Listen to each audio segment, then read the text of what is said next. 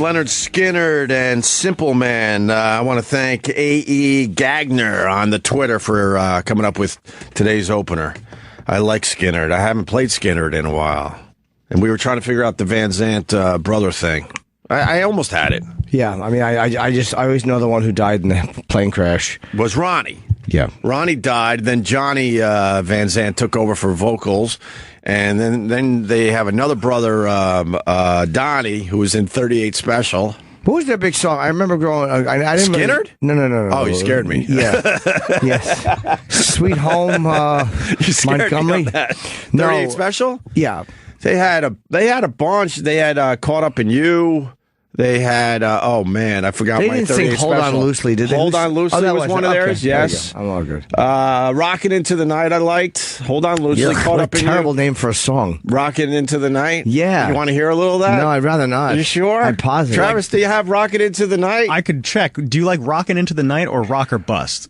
Which would you prefer? I just don't like rock mentioned in this song. You know what? For those about to rock, I like. Yeah. But I don't like, I'm rocking and are you? Stop it. Yeah, they are rocking. I know, but That's you their don't tell lives. us. Into the Night. Yeah, they're rocking into the night. Yeah, cool. Come watch my comedy special. Joking all evening. That's all right. That's my favorite song that has rock in the title would be "Rock On" by David Essex. I don't know that Yes, one. you know that song. You just don't know it by name. Give me a little David Essex, Maybe I don't. Rock On. Then you got to give me a little Rockin' Into the Night. We weren't going to start this way, but now this could be enjoyable. Well, Rock or Bust is actually a song I don't hate. It's more the title. What about Kiss? Rock and Roll All Night. Rock and roll is as a word is okay. But when like you're- Bob Seger singing, give me the old time rock and roll. Yeah. Led Zeppelin Rock and Roll. Yeah, it's different. That's- Rock and roll is the name of the genre. You know this, right? No, I don't. Oh my God, is this a remix? I've never heard this before. I don't know who that woman no, is. no, it's There's a coming. video with a very pretty girl on it. Yeah. And I really want to kiss her armpits. She's showing her pits, and I bet they're nice. What is this? This is terrible. No, you know this. Let it play. Relax. We'll get there. This sounds a little different though. Is this like an album version of it? It sounds like Bahamas. That fucking awful song.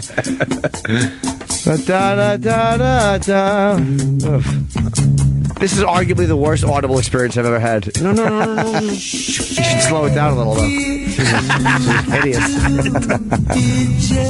And I don't heard the Summertime Blues. Oh, What's wrong with Summertime Blues? it's nonsense. Shit that white people say. What's Summertime Blues? Summertime's fun. No one has the Summertime Blues. Yeah, well, I can't argue that. Summertime is Fun. usually all about Even I feel fun good in the and- summer. I'm happy. It's all about the sun and fun. Yeah. That's one thing I'll say with the Beach Boys. They annoyed me a little bit, but they weren't wrong about their vibe with the summer. Yeah. You know what I mean? Good vibration. Yeah, it's fun. They Everyone's kept got it a all surfboard. They kept it all fun. Yeah, it's not my scene, but I respect the fact that that's what you have fucking fun in the summer. I need one of our music experts out there. I'm right here. That song sounds like it's slowed down. Yeah, it does. Does anyone know why? That's the version I have in here. Really? Yeah. That doesn't sound like the original. I know every once in a while a band, because they're so pissed off at their record company because the record company fucked them over so bad that they went back and recorded their songs in another way so they can make money. A classic example of that, I don't know the full story because I didn't brush up on this because I didn't think we were going to talk about this today, but remember the song Amy by Pure Prairie League? I don't know it. It was a huge hit, and somewhere along the way, they recorded it. I don't know why, but they did, and it was just slightly off. But I believe it was their way of trying to get, make a little money off their Re-recorded. fucking, Sure. their fucking song. Yeah, you got to watch what you sign, man. That's one thing I've been smart with is like watch.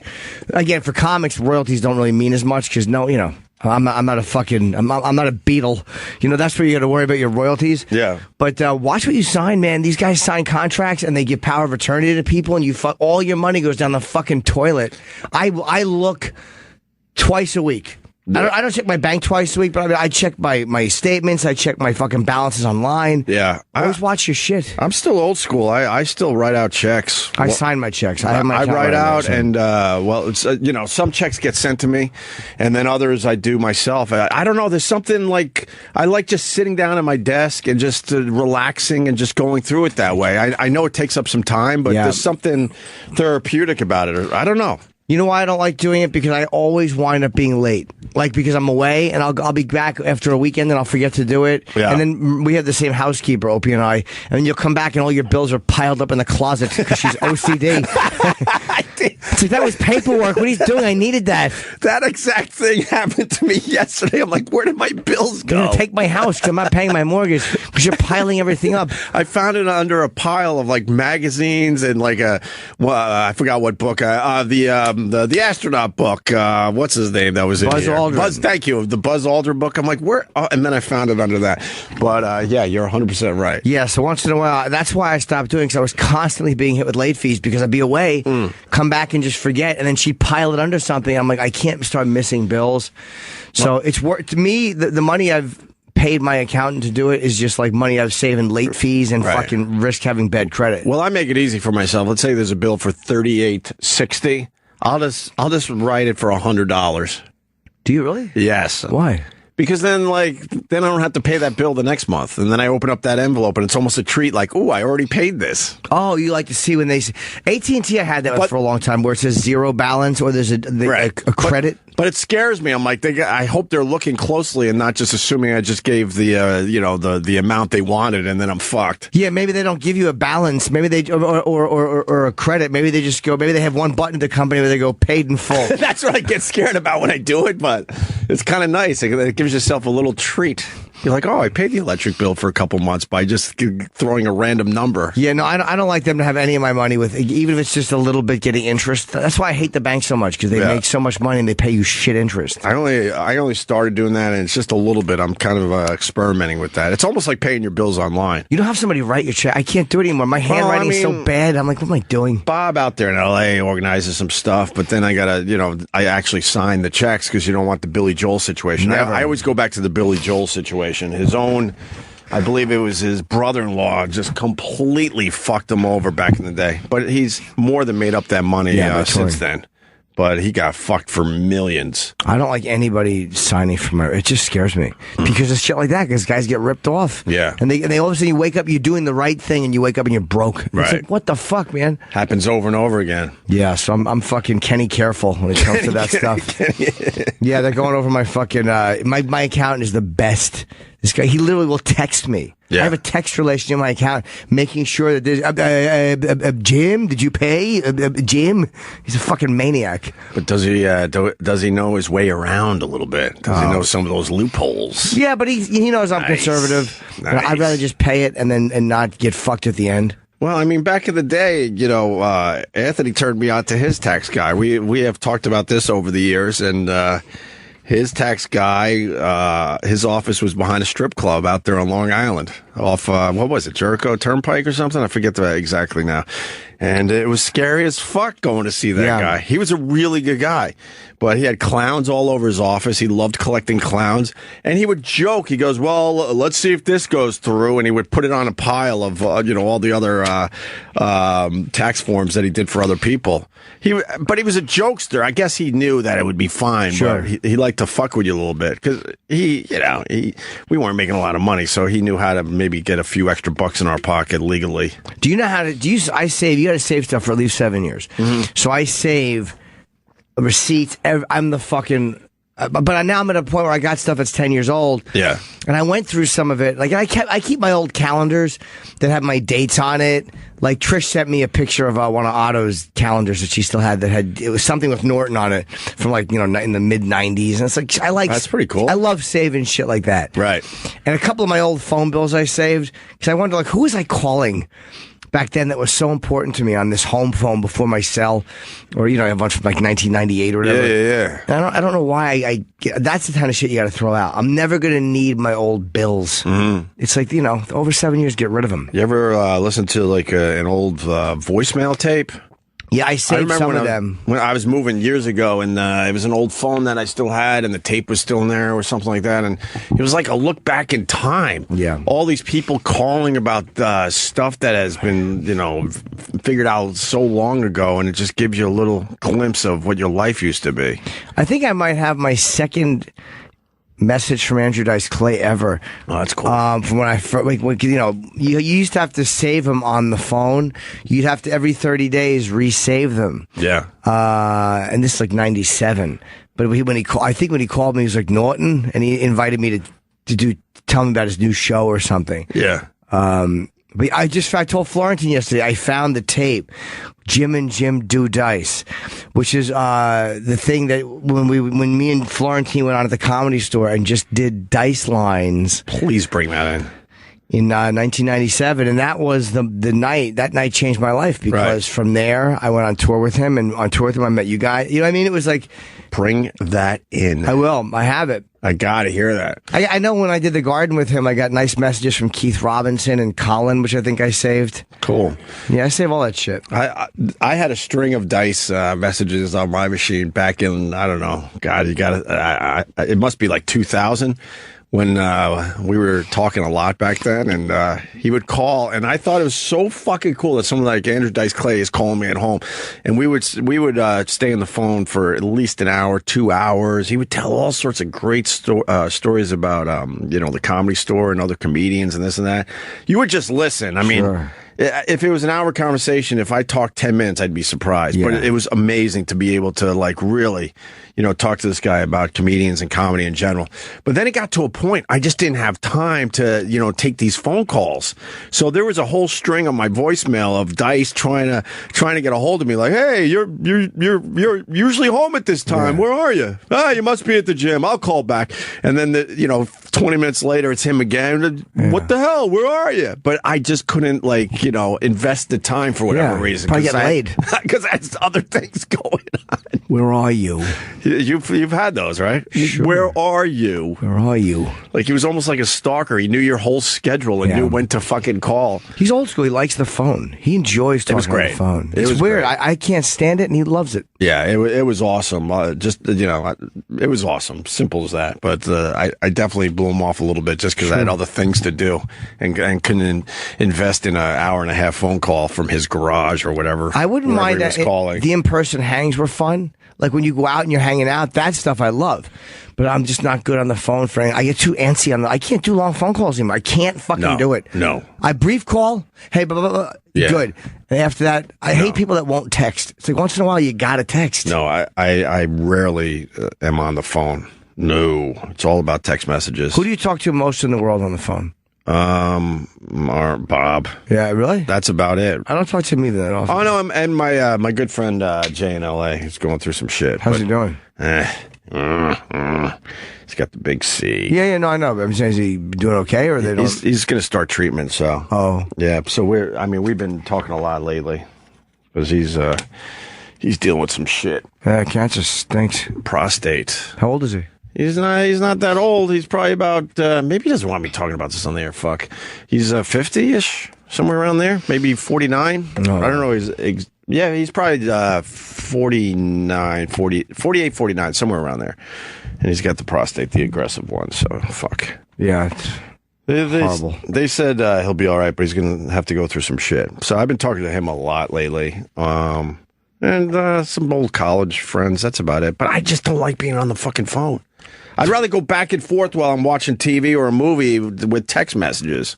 I like getting certain calls. Kenny, I talk to pretty often. He and I text a lot too. But Kenny, obviously I'll always talk to. Or Jonathan, I talk to. I don't. Jonathan's like my fucking fiance, my stupid manager. I spend more time talking to him, but I enjoy him. Right. Like John's a guy who I genuinely enjoy talking to. Well, because he has a lot of stories to tell. This guy travels the fucking world. He is not boring. No, his enthusiasm is it's frustrating sometimes, but his enthusiasm for life and for people, I need that, even though sometimes the overly positive shit drives me crazy. No, that's a good person having your life. But his enthusiasm for life and for experiencing things is good for me to have. He always has a fucking story, man. When we were checking out your taping for the pilot there, there was a lot of downtime, and you were busy, obviously, getting shit together. He was just entertaining me with just his latest stories, hanging out with Jimmy Buffett and going over here, and It was awesome. He's fascinating. Yeah, Buffett loved. They all love him. There's no one who's hung out with him who doesn't enjoy being around him. Yeah, and we've had him on the show a whole bunch. If he lived in New York, God, I would make him, sort of a semi-regular with his stories. Have him come in and just tell his latest shit.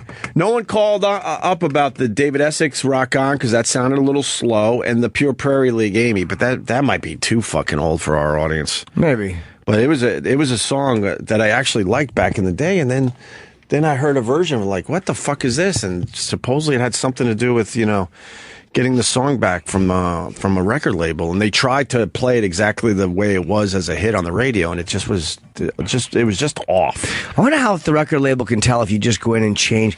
I guess there's ways now they could figure out, oh, no, that's the same recording. You didn't change. Like Louis got the guy to sing the song. Yeah. Only Louis would think to do that. It would never occur to me to call the man who sang a song, but, that was his way of avoiding paying all these fucking royalties, I guess. I actually sat with that guy it might have been the first season of Louis when we all went to Caroline's to check out a couple episodes and that. He was a cool guy, man. I forgot his name. The original Louis. Who did that originally? That one I forgot. I don't know. I probably never knew. Lloyd? Is that him? Huh? Ian Lloyd. What? But Brother Louis, what is his number? Brother Louis. Where's your apartment coming? Huh? Has your apartment coming? Delays. They haven't even fucking started. Oh. Let's go to Rockin' Into the Night. I didn't forget. 38 Special for Jim Norton. He loves songs with rock and rockin' in the title. When are they starting on your thing? Do you know? Oh, another month probably. Oh. Yeah. I just moved on because there's nothing really to say. Yeah, I'm here. That's all. 38 Special, Rockin' Into the Night. How does one rock into the night, you think? It's such a trite thought. This is like, I believe, the early 80s.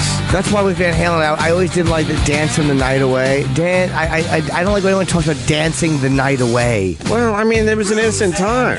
See? Yeah, I've heard this a million times. I don't like when anybody wants to dance for any length of time. Yeah. If you're dancing, have fun, but don't tell me you're dancing until the break of dawn. Well, that means they're having a really good time. They can't go home. Keep on rocking in a free world. You know what? That sentiment makes me want to fucking vomit, but the song is really good. That song's amazing. Keep on rocking in the free world. That's a great song. Yeah, I have to. All right, I'll eat that one. Kiss had a song even. And I hate to... A song which I happen to like off of Live, too. I don't think they ever did it live. It's not the best title. Uh-oh. It was Rockin' in the USA, which is really not a good title for a song. You probably never heard it. It was off the Live 2. It was a 4-record set. They had 3 records, and the fourth side was New Song, which is where they got Rocket Ride, which was, of course, Ace Frehley, and a fucking huge hit for them. In my world, it was a huge hit. I don't know if it ever got radio play. I used to know Kiss pretty well. I'll be honest. I'll tell you if I know the song. I don't like Rockin' in the USA. Yeah, because they start listing places where they're going to rock. No, really? Yeah, I just don't need it. Do they start listing cities? It's not necessary. Overseas. It's not necessary. It really isn't. I like the song, but like the vocals, I just don't like the concept of rocking in the USA. Well, I think if you're talking about rocking or rocking into the night, you're not actually rocking at all. No, you give it a conversation. Why don't you just go and do it, right? Yeah, there's no need to discuss rocking. You know when you're rocking. You don't need to tell everyone. Yeah, I've never liked that. And I'm sure somebody will find an Ozzy or Sabbath song and really make me eat my own dick, and I will. Gladly. There's a million songs that have rock in the title, though. I Want to Rock by Twisted Sister. That's there you go. I want to rock. Well, just then go rock. Yeah, that's another one. Don't talk about how you want to rock. Go and rock. I kind of like. It's a great song. I like Dee Snider, so you want to rock? Go ahead. Yeah. Knock yourself out. Enjoy. Rock as long as you care to. Enjoy. I'm obsessed with this stupid Pure Prairie League. I guess I'll just fucking Google it myself and figure it all out later. Yeah. That's what I love about the radio show. You throw something out there, you get an answer. It's kind of nice. I love Google. I love the fact that I can go and I was on a loop last night watching. I was talking to a friend who I haven't seen in a long time, and she's a big Rush fan. And it's weird to find women under 56 who are huge Rush fans. And she's 30 and she loves them. She's 30 and loves Rush. Loves That is fucking strange. Rush. And we were talking about subdivisions. Nice. And I thought that was newer. For some reason, I thought that was No. 1990, but it's 82. So I kind of went on just like a subdivisions loop, and I was watching Rush last night. God Nice. damn, was Rush good. They were great. Like just live versions of Rush. And you forget how great this band was. For some reason, Rush has just always been there. Don't say was. No, they're still around, but I mean, they're still fucking doing it. And sorry, I'm hijacking your story a little bit, but the people that are still Rush fans are like, you don't know what you're fucking missing. They're still putting out new music, and the hardcore Rush fans are like, they're still doing really, really well. They just don't get the exposure they did when we were growing up. But anyway. That's why I want to see them live. I've never seen them. I've seen them probably 10 times. I want to go see Rush once. You should. They're amazing. I mean, I haven't seen them in probably 15 years easy, but they're amazing live. Oh, another song of rock that I like is Rocket, Prime Jive, I think, by fucking Queen. Oof. I think you got me again. Am I saying it wrong? Oh, Rocket, Prime Jive? Rock Prime Queen? Rocket, yeah, Prime Jive. Oh, Prime Jive. Okay, Rocket. You ever heard this? I don't know. You've heard it. I don't know. Just on a musical loop. Sorry to the people who don't like when we do music stuff. Look at the phones. They're lit. That means it's working. Though, like, you know how we talk about gay and transgender and all that? And yes, we do. And how... and how... Basically, I do it. Everybody chimes in like, all right, Jim, we heard. And I try to explain to the younger people, when we were growing up, we just had no fucking clue, and we weren't exposed to the gay world whatsoever. And now it's everywhere and completely accepted, and you don't even look twice now when you see two guys walking down the street holding hands. But no, unless you're passing a mirror. But back when we were growing up, that was a really weird fucking thing, and it would throw you off. I mean, for the older people, that's just how it was. But we all loved Queen growing up and had no fucking idea. No one said a word about Freddie Mercury thinking he was a gay man. The way it came out with guys like that and Elton John was, we think they're bisexual. Like, you know what I mean? You didn't realize he was totally gay, and that for some reason was easier for guys to think, like, at least he likes pussy too. Right. We didn't even have that discussion in our circle. It was more like, oh, he's a bit flamboyant, but that didn't mean he was, gay. But, right. There was a thing. I remember in high school, that was Catholic school, where they wanted to use "We Are the Champions" as their school, right, as their song for the prom, but they didn't because he was admittedly bisexual, and they wouldn't have that. I mean, it was years ago. Okay. And Rob Halford, nobody knew. No. You know, I don't know when he came out. Nobody was really that shocked. Like, oh yeah. And sometimes guys would come. They come out. You go like, oh, what silly geese we were. Yeah. He's been telling us for years. Well, Halford taught us though that you didn't have to be flamboyant to be gay. Yeah. Like, you could be very straight acting and be gay. That's the lesson we learned there. He was a biker gay guy. Like, Halford was a type. That's right. Yeah, you know what I mean? He had that thing like you would vroom vroom on a motorcycle and then plow your asshole till you needed medical treatment. Nice, real nice. That's the type of guy he was. But when you look back, I'm like, oh yeah, I guess the leather thing in the 70s, it all made sense. Well, what I was getting at, and now that we're more knowledgeable and we have education, we've been educated over the years. Now you look at Freddie Mercury in the Google image, and you're like, oh, okay, we probably should have known. Maybe knowing something there. Yeah. And Paul Stanley was always rumored, and then Gene has denied it. Man, he said no, he's really not. Right. Maybe he's just maybe he's that kind of performer. I don't know. But I watched Paul on stage a couple times. I'm like, yeah, it could go either way. Absolutely. All right. Let me get the answer to the David Essex.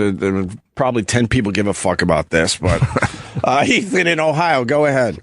Hey, Opie, how are you, man? All right, buddy. Hey, the David Essex, now, I'm not an expert, but he did release two versions of it, one in 73 and one in 1988 with an updated lyric and, I guess, beat. But also, in the 80s, this guy named Michael Damian covered it. Oh, sure. Yeah, I remember that version. And then, but so far, just looking it up, those are the only Right. the only versions of the song. So the 73 one could be different from the 88. I tried to pull it up on YouTube, but you know. What happens a lot of times when a band or an artist has a huge hit and then they don't have another hit, then they go back to the well and they go, well, maybe I could rework my one song that was really popular. So they'll do a different version of it, or they'll change the lyrics a little bit to just get a little more juice out of it. But Mark Norman, Hey, Mark. what's up, buddy? Where do you want me? Talking wherever you want. Dude, you do that, right? Good for you. Yeah, just got one. They're great. They're both holding up gay pornographers. You drink this shit every morning now. Do you want to try it? It's pretty good. Oh, okay. Yeah, I've never had That's it. called genius juice. There's always That's what I call my cum. That one's called. Childish joke. Stupid. Well, they get a little crazy with the name of that one. That's called fucking blueberry, right?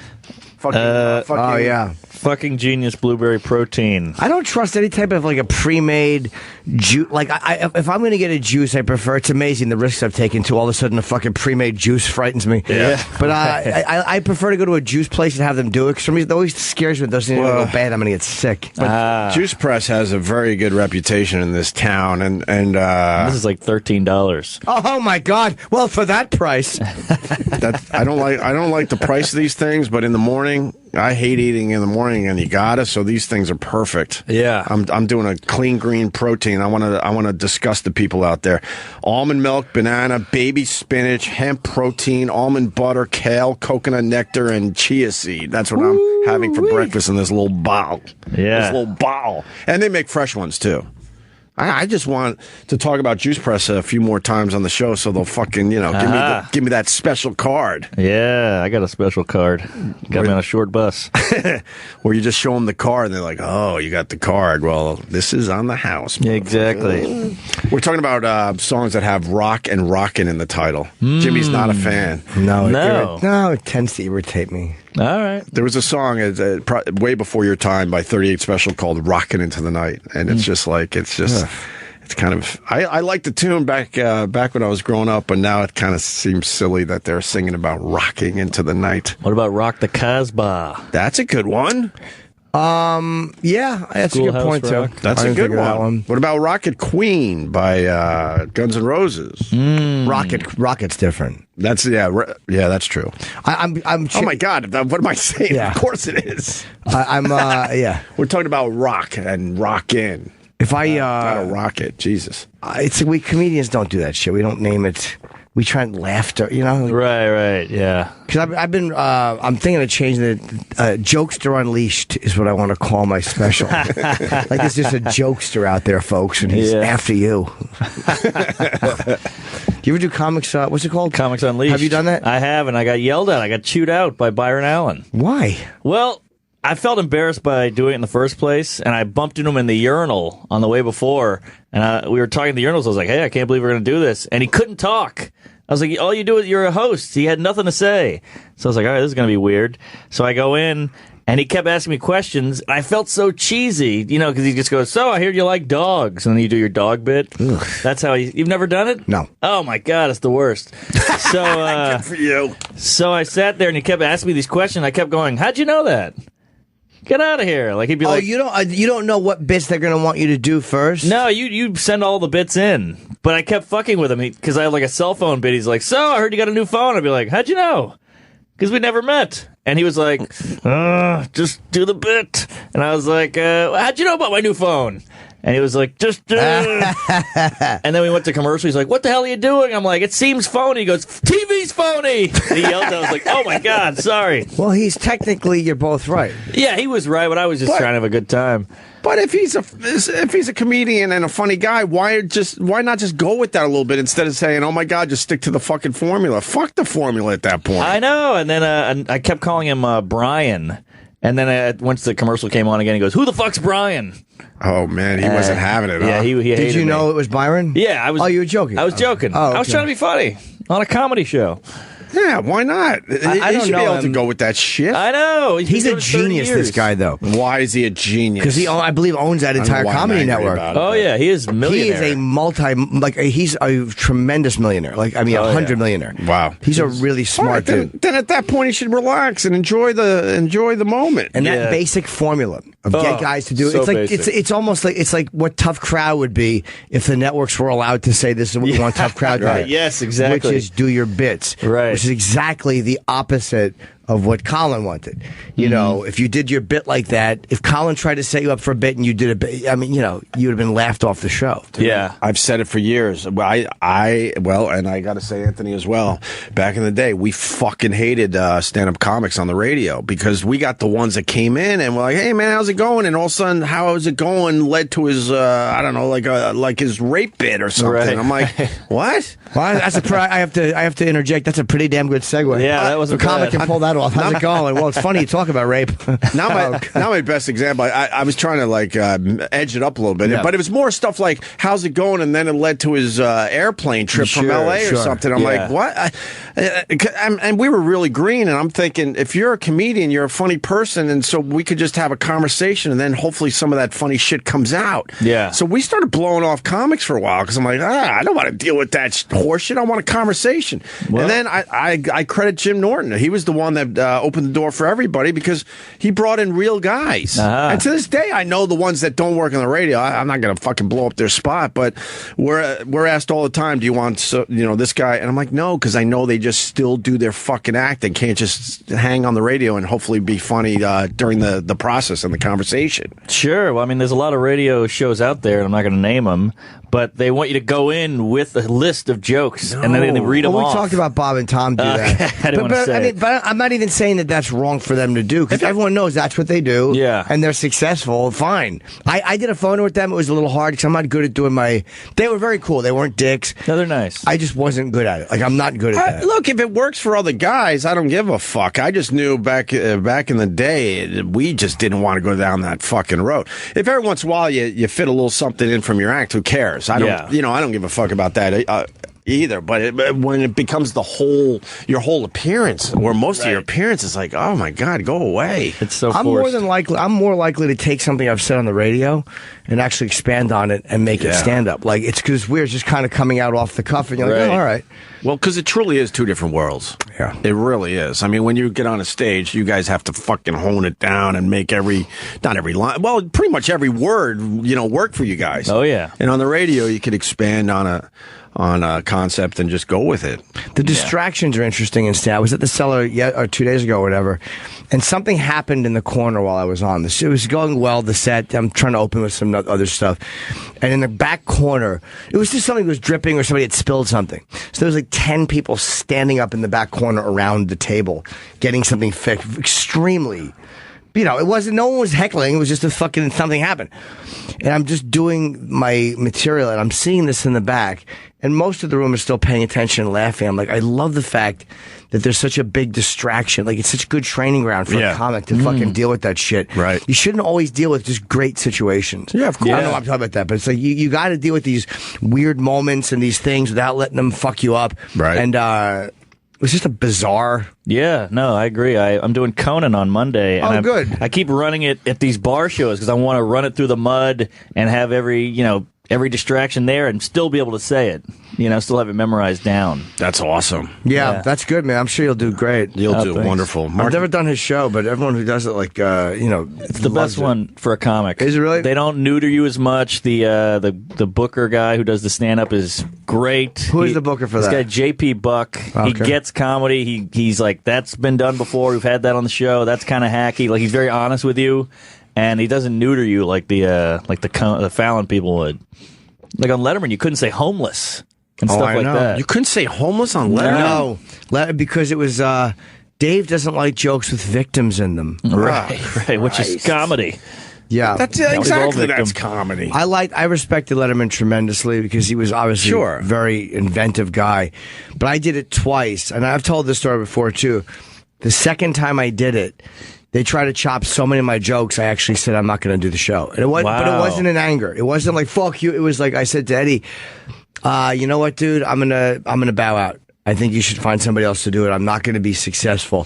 One of the jokes was like something with 18. He's like, wow, that's a teenager. I'm like, dude, you're old enough. There was me dating some. You're old enough to go in the military. Yeah. And there's 2 other jokes. One of them might have been homeless. I don't remember, but and I finally backed out. And then Eddie goes, all right, let me go try to. And then he went to the CBS Standards and Practices, and he got them through. And then you did it. Yeah. Yeah, that's got to be a nightmare. None of them were dirty. None of them were sexual. None of them were FCC problems. I know I don't want to watch it. I can't watch myself. It's hard enough.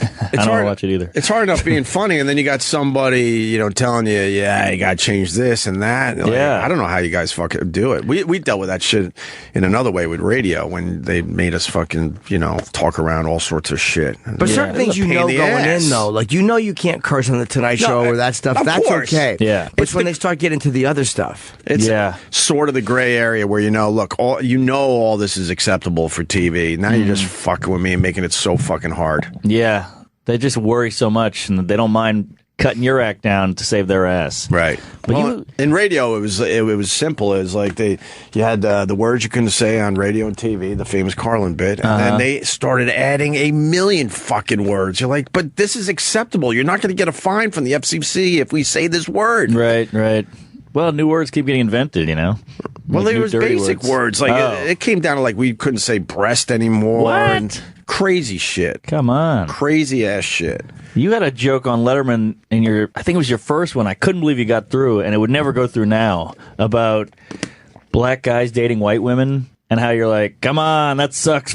That's weird. Or something like that. It was something in that vein of like, we all know that bothers us, or something like that. It was, probably. You got it on. It was, I don't remember what it was. I remember the bit vaguely.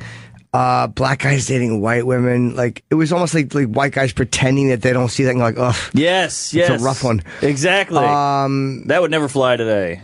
I don't know if it would or not, because I forget the point I was making. There was a point to it. I don't remember what the point was, but I vaguely remember the bit. Well, it was something about you opening the door for a black guy, and then you forgot to open the door for a black guy, and you're like, I am so sorry. So sorry. That's right. That was the punchline. I can't remember the bit, but it was like pretty edgy. I remember watching, like, wow, I can't believe Norton got this on. Nice. Well, I don't even remember. Good for Norton. Oh, you know me, Mark. Let me go to Joe in Texas. Joey, what's up? Hey, I can't believe you couldn't figure out Freddie Mercury.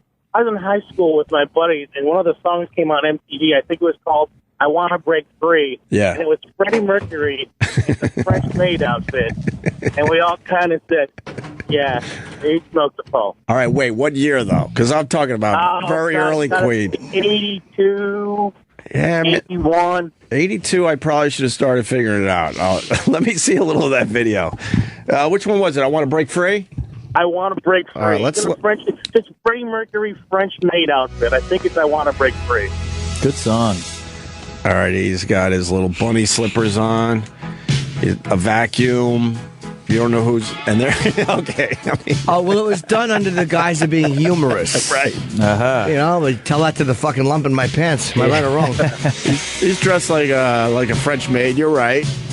But I'm looking at this as humor so far, to be completely honest with you. No, so far. He's not very gay just because he's being silly. Yeah.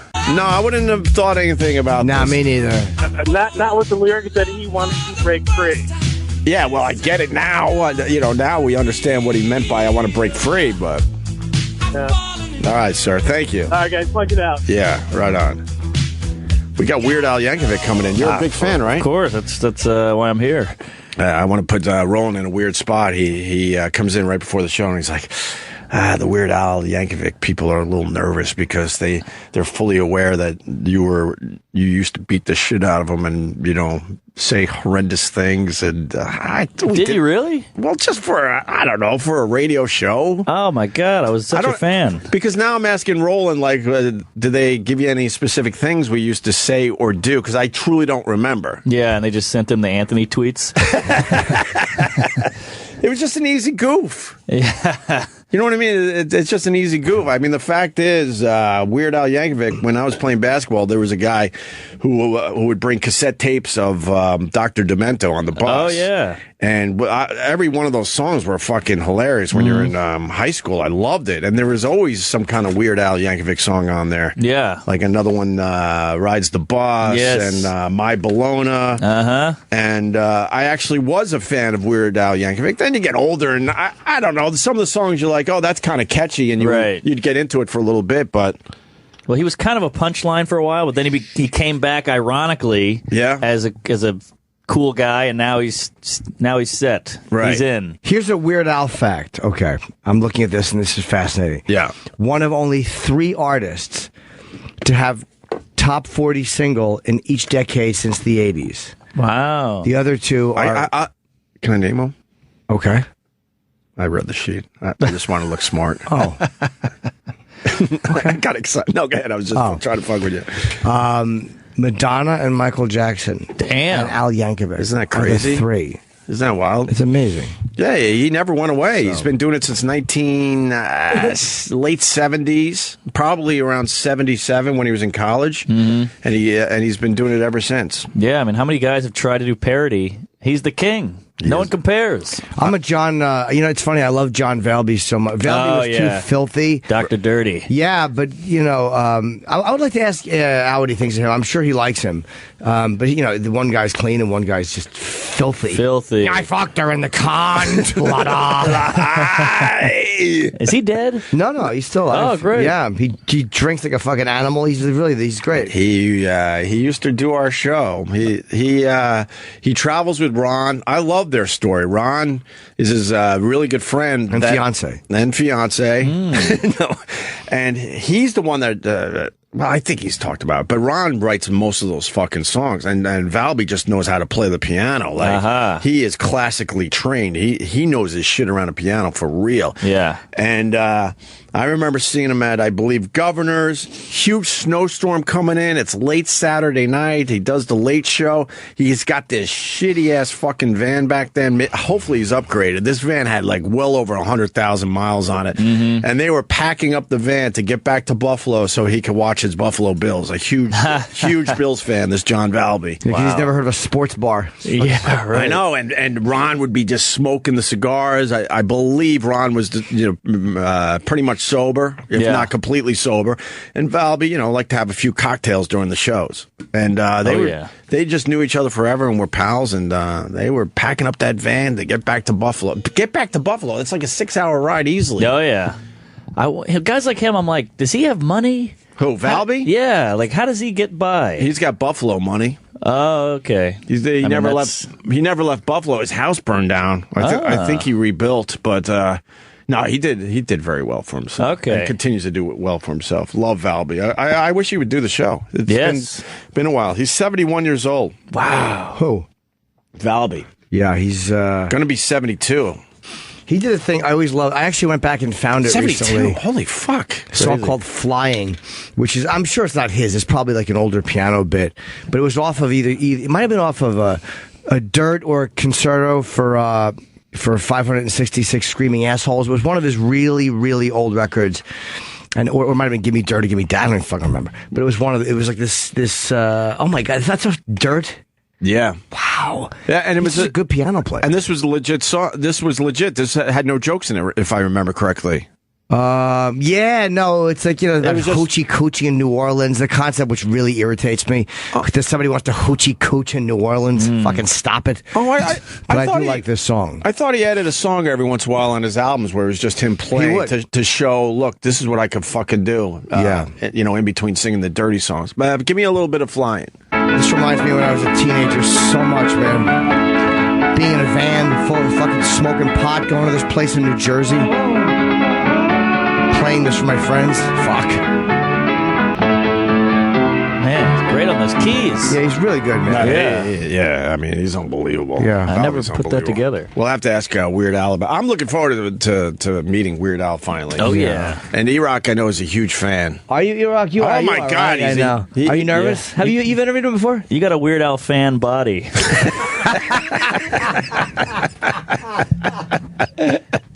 E-Rock. Sorry to laugh at that. So you have you met him before? Yeah, many times. Oh, you've interviewed him? Yep. Okay. And you like him? I love him. Okay, good. Why do Does you he like you? This is what I don't understand, and this doesn't go back to beating him up. I don't understand people that love him. He's just so good at it. He's a genuine nice guy. Right. Every time I've gotten to talk to him and met him at concerts, and things I like mean, that, you can love him as a he couldn't person. have been nicer. Which one of his song parodies roped you in and you felt this is the guy for me? I mean, I think I know which one it was. Eat it. No. Oh, My thank you. Bologna. I'm bad. All right, let me make a reference back to. Oh, no. What? Let's see, April 21st, 2011, when Jim asked me, after finding out that I was at a Weird Al concert, did Al walk up to you and ask, hey, where did you get your fat suit made? Did I say that? And then you asked me if he invited me on stage to dance like Bruce Springsteen. Why? Because he was a fat song. fanboy. I was thinking of the Courtney Cox. Pulling a fan up on stage. All right. For that particular song. I don't think we were that bad to him over the years. Come on. Okay. He's got to understand the spirit of a fucking a shock jock type of radio show. Well, he's coming back in, the so day. he's, you know. I'm looking forward to meeting him. I got to eat, man. I'm starving. Yeah. Yeah, let's make love. And his shows were great. One of the best concerts I've ever seen, yeah. Why? Wow. He's just a good musician on top of it. Yeah, and the performance too. He's costume changes for almost every song that he does, and there's movies and videos going. Like the stuff never stops. Right. As soon as the show starts, it's almost 2 hours straight of nonstop. He's a real performer. yeah. Is Doesn't fuck around. is he playing locally? That's why he's in town? He's doing I think the second part of his world tour. In town? So let's go to the show. I would No, love he's to doing go. Radio City in September. Wow. All right, I'm going to go check that out in love to see September. that. What night? I don't know. I would see. We had the same agent for many years, Pete. Those Yeah. guys handle him. And boy, did he make a lot more money for them than I did. Wow. All right, a call before we go to break here. Let's say hi to Ian in Nova Scotia. Ian. Hey guys, Hey. I was wondering if you were going to reference the Valby episode where he was down the Steinway building. That was one of the best. It's one of my favorite bits of all time. You know about this one, Mark Norman? No. So Valby used to do our show on a semi-regular basis. He would come to our studio early and just crash on the couch until it was time for him to perform and stuff because he was waiting for I don't know why, but whatever. He would sleep, and we broadcasted above the famous Steinway store on 57th Street. So we went down there with our crew and said, "Hey man, he really knows how to play the piano. Can he fool around on one of your pianos down there?" And he did. Wow. And the bit was when we gave him the word, he started doing the classical shit, and then we're like sort of saying, I don't know exactly how we did it, but then there would be the turn, and then he would start singing his really fucking filthy, dirty songs. You have it? Oh, Yeah, play it's this. a minute great. long. It's a minute long. Listen to this, Mark Norman. Thank you, Ian, for bringing this up. Little boogie woogie.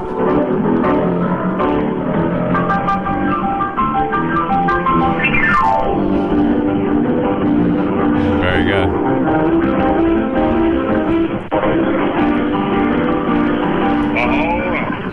This is going to be great when Eric gets kicked out, because he will. Oh, of course. This is where it's going to get really uncomfortable. I was out on a date in my daddy's car. I picked her up in a Manhattan bar. I finger fucked her clit. She didn't let out a beat. I had my cock in her throat too deep. I was humping her face. My pecker started to spit. The doctor said the bitch had an epileptic fit. Where can my pecker be? The bitch bit it right off of me.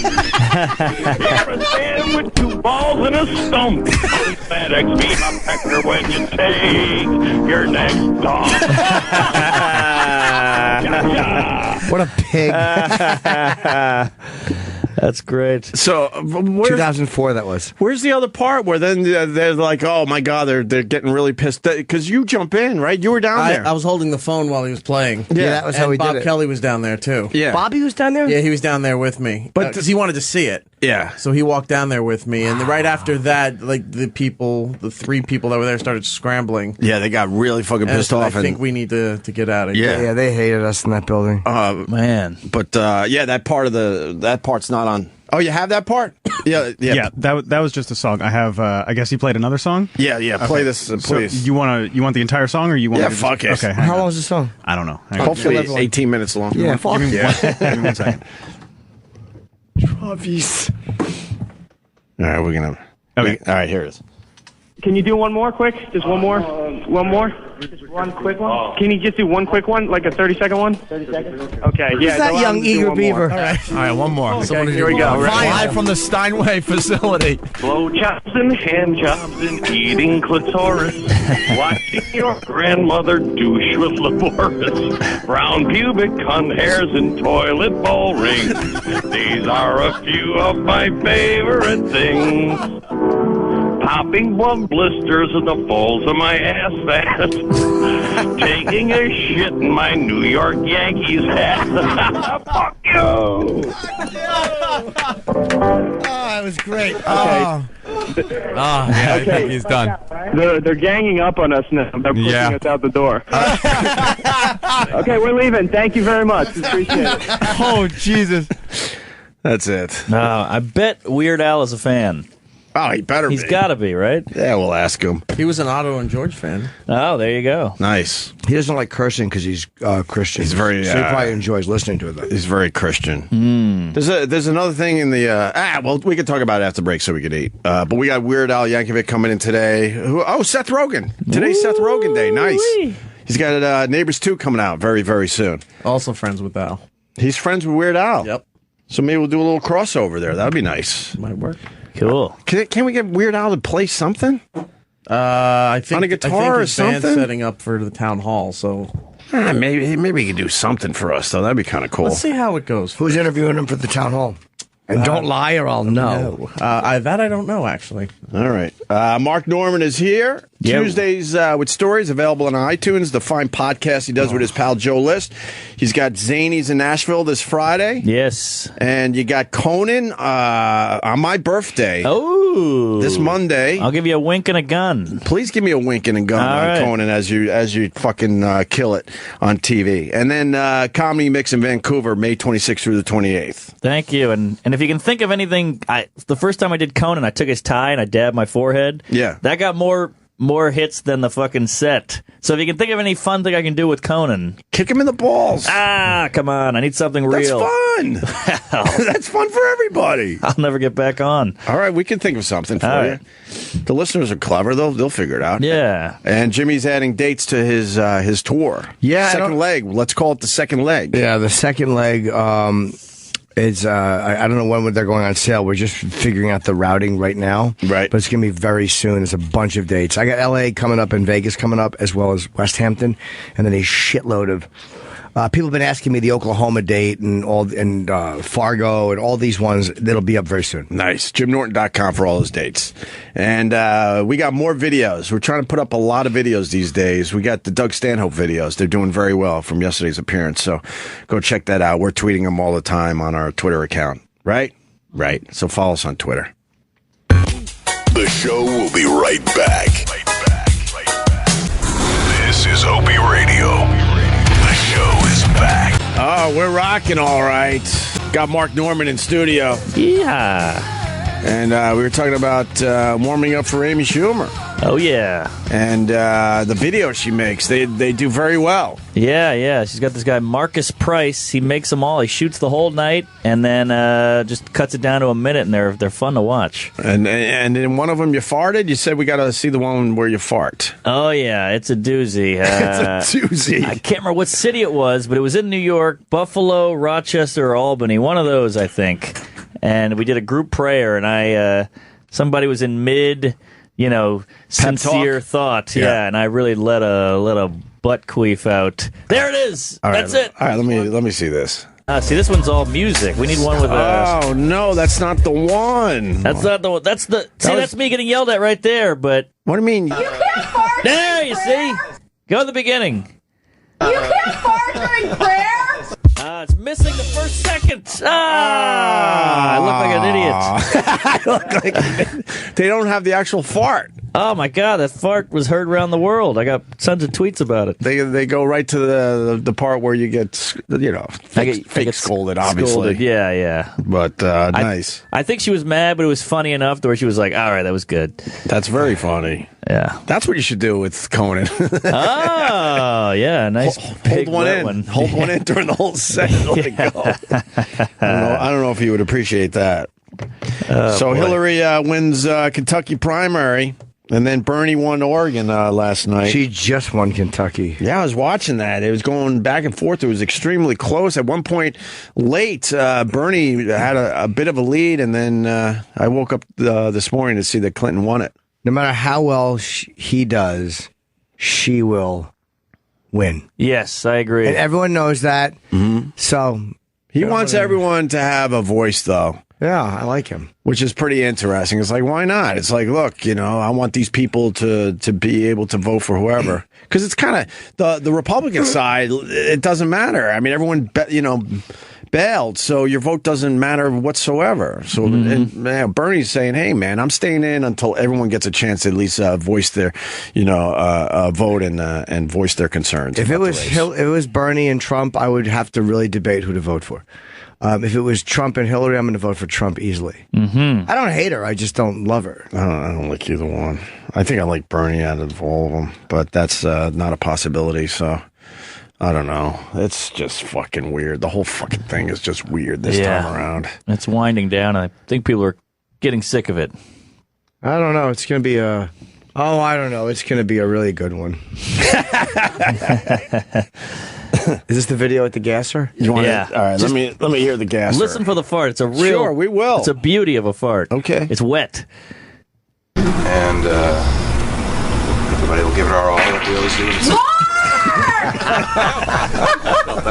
can't fart during prayer?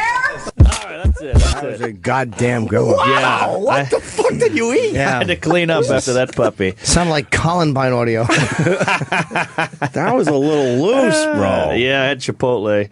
That was a good one. Thank you. That was a damn good one. What else? Trump and Megyn Kelly finally sat down and talked. When are they going to fuck? Mistakes in campaign, ever hurt emotionally, regrets, complete waste of time. I don't know. Do you want to go through some of this audio? It was the big Trump Megyn Kelly sit down. And then Megyn Kelly's trying to get Trump to admit some things, and Trump barely admits any things. I don't know. Unless she sat naked on a glass coffee table, I'm out. Yeah, you don't give a fuck. No. I like her. I think she's quite cool. attractive and very bright. Yeah, but I don't care about their big. Oh, this was a big one though. Yeah, I don't care about it. I don't care about a member of the press and a politician making up. Don't mean anything to me. There was a lot of talk leading up to this big sit down. I didn't care enough to watch.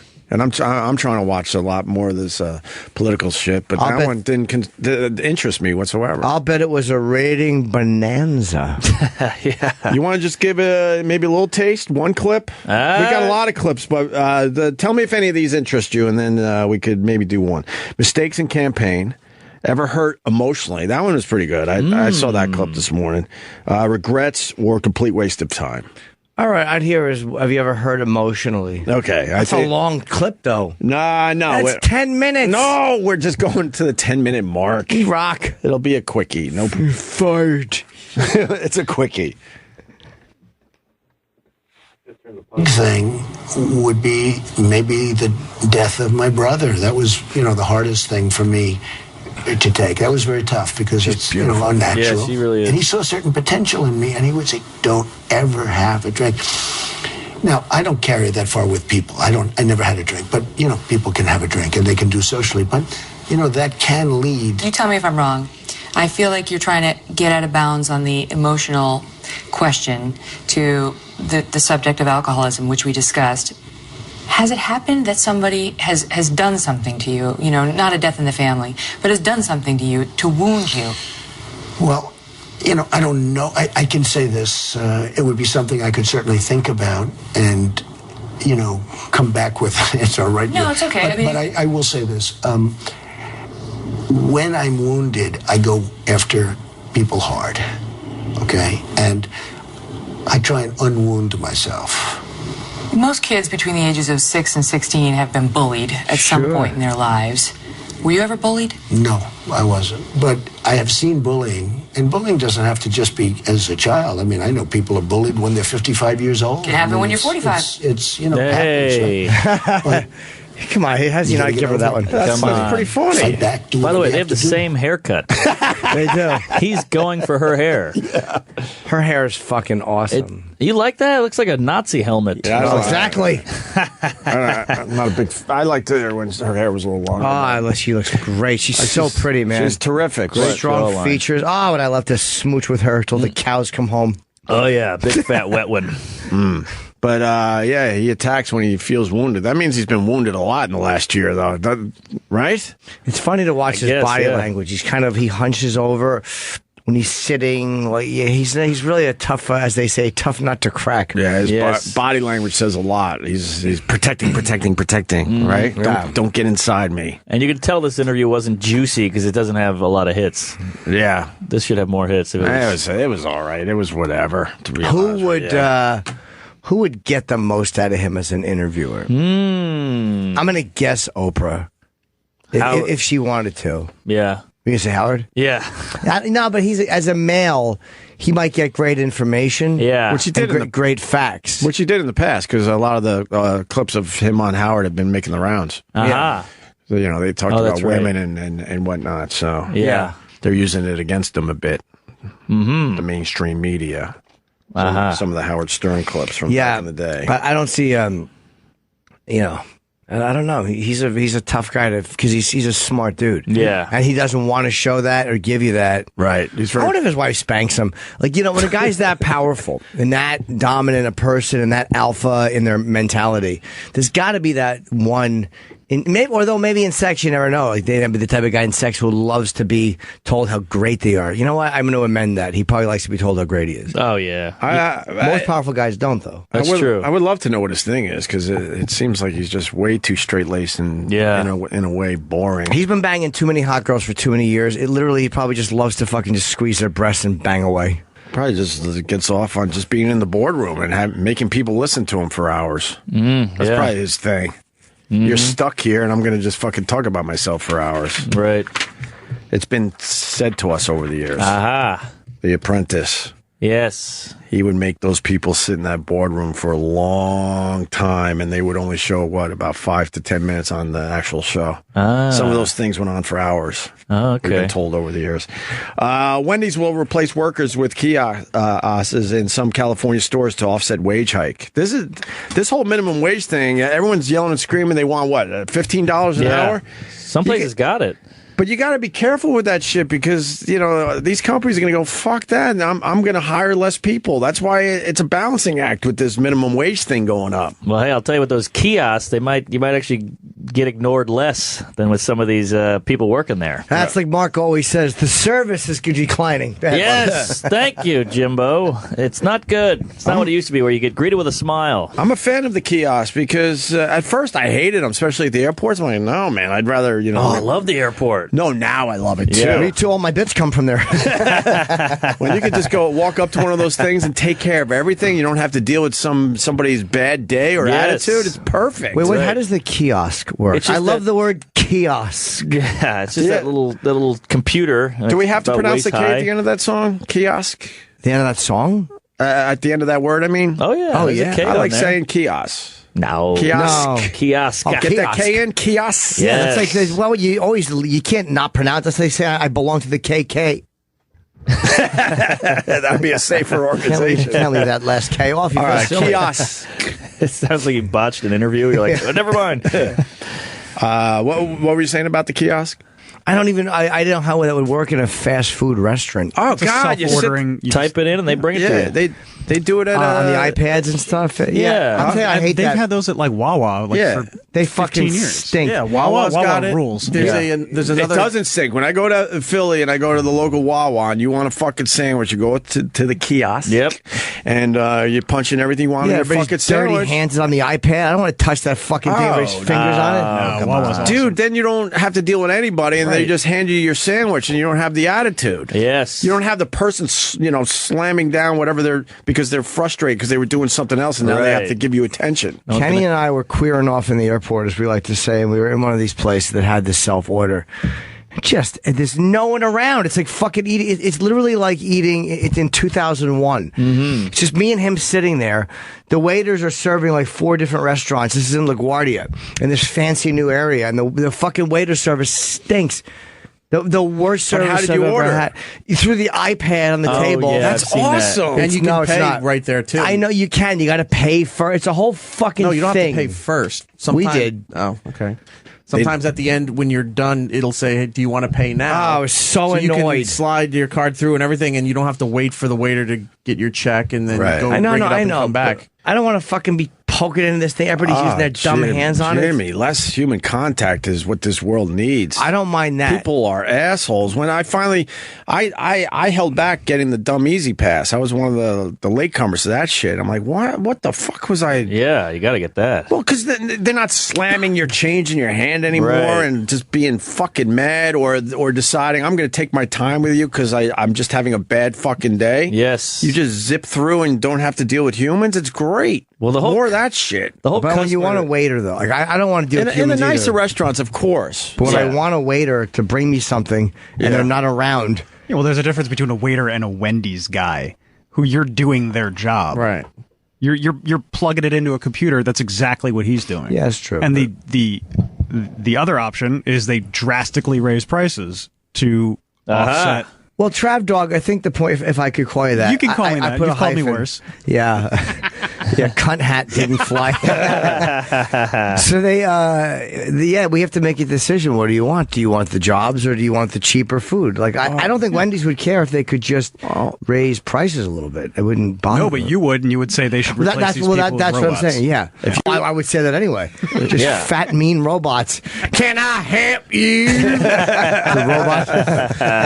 But that's the thing that's going on. All these idiots marching around going, we want minimum wage up to 15. You got to be careful because a lot of employers are not going to hire as many people. Yeah, and if they got to keep their fucking numbers down. If the minimum wage goes up, shouldn't the service have to be better and the people should be nicer? Oh, it's a fair question. Oh God! Back after this. We'll be right back. We'll take your calls. No, I mean you're right, but yeah, I'm terrified to put my order in. But I mean, they will absolutely get rid of employees if it goes too high, and then you'll see more of these kiosks. You ever fuck up your order at McDonald's and you're just like, I can't go back. Oh God, it's a scare. Like to go back up there with the tray and going, I wanted no pickles. I'm sorry, and I just feel like the guy's gonna flip the tray over in my face. You actually still go to McDonald's? I'm on the road a lot, so yeah. The one in my neighborhood, it's pretty clear that Whitey's not invited. Oh, really? Yes. Wow. The clientele has drastically changed in my neighborhood as far as the McDonald's go. It's a bit scary. I'm not gonna lie to you. One near my building now, and I kind of want to. I've been urging for McDonald's for 6 months. Go for it. I haven't eaten McDonald's in probably a year. Wow. So wait, who's over there now? Is it a lot of Hasidic Jews? Who are we talking? It's very ghetto. Oh, ghetto. Well, Jews. I'm sure it's fine if you go in, but I mean, it's the clientele has drastically changed over the years. I've noticed that. I just don't eat at fast food restaurants in general. Right. I think the finest McDonald's is on West 3rd. Oh God, by the basketball 6th. court, yeah. Why you say oh God to that? No, it's always homeless guys outside, trannies. Yeah, there's good parts too. But I mean, yeah, that's where Artie Fuqua got beat up. Did he? Yeah, a couple of years ago, he got beat up at that McDonald's. Well, I'm sure he was starting some shit. No. Artie. He's quiet. Yeah. Let's say hi to James in good old Canada. James. Morning, boys. Morning. Just want to let you know, we actually just started having kiosks installed, or kiosks, however you choose. No, there's kiosks. They're forcing me to add the K at the end. I always used to say kiosks. Yeah, you don't ask you want to suck your car. Suck my car. We just had those started to be installed in Canada. I mean, the difference is that now they have a little counter where they would have the registers before. They've kind of cleared off that counter space, and they use it as like a little platform where they'll put your food up there, or they'll actually walk around the counter and hand it to you. Yeah. And they feel like that's making, that customer connection rather than the interaction you would have if you were ordering the food yourself. I've never seen these in a store. Me neither. He said they just came to Canada. No, but I mean, but we're on the U.S. of A, commie. Maybe they're trying it out in Canada before they bring it down our way. I would hope so. Let those fruits work it out. Am I right or wrong, Trap Dog? But look, I'm all about self-checkout. CVS, self-checkout. So is Kurt Cobain. Our supermarket's not self-checkout, but when down in Philly, when I hit the supermarket, they're all self-checkout. No problem. There's one person watching 6 self-checkout stations. Yeah, that would have been probably an extra 5 or 6 jobs that they don't need to pay anymore. Yeah. But I feel like that self-checkout never works. Really? Every time I'm like, I need you. Hey, weird guy. Once in a while, but there's always someone there. Yeah. It's probably because you bought some weird thing that they don't know how to. There's usually stupid stuff like Sudafed or something where they need to check Why your would age. you? You can't. The Fed is just the Fed. You can't. Boo. What were you saying about condiments, Eric? Oh, yeah. My theory has been you can tell the quality of the restaurant and how good a location you're at based on how they handle the condiments. And that is a man who knows what he's talking about. Oh boy, does he. Comment? Because if you're not in a pretty good area, they're very stingy with everything, or they don't give you anything at all. He's saying the blacks give you one ketchup. Iraq's a fucking. If at all. Iraq's a condiment racist. But if they Say it, fill the Iraq bag- barbecue sauce. Oh, because they just want to be dicks. People. I just think they don't give a fuck. I think my theory is legit. People boy, Eric.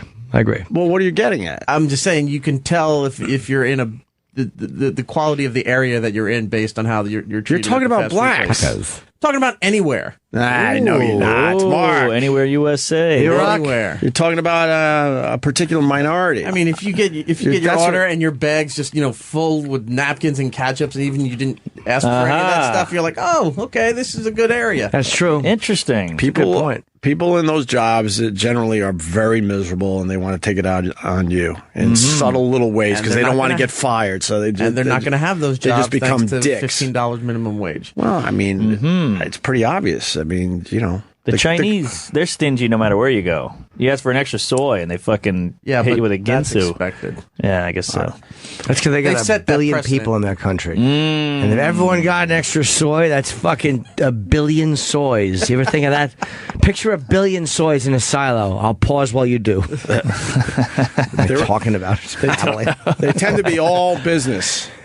Patrice used to talk about the Chinese restaurant he would order from and go to every day, and they would look at him like he was a stranger every fucking day. And he said after all these years, I wish I could do it justice, but maybe we can find the bid.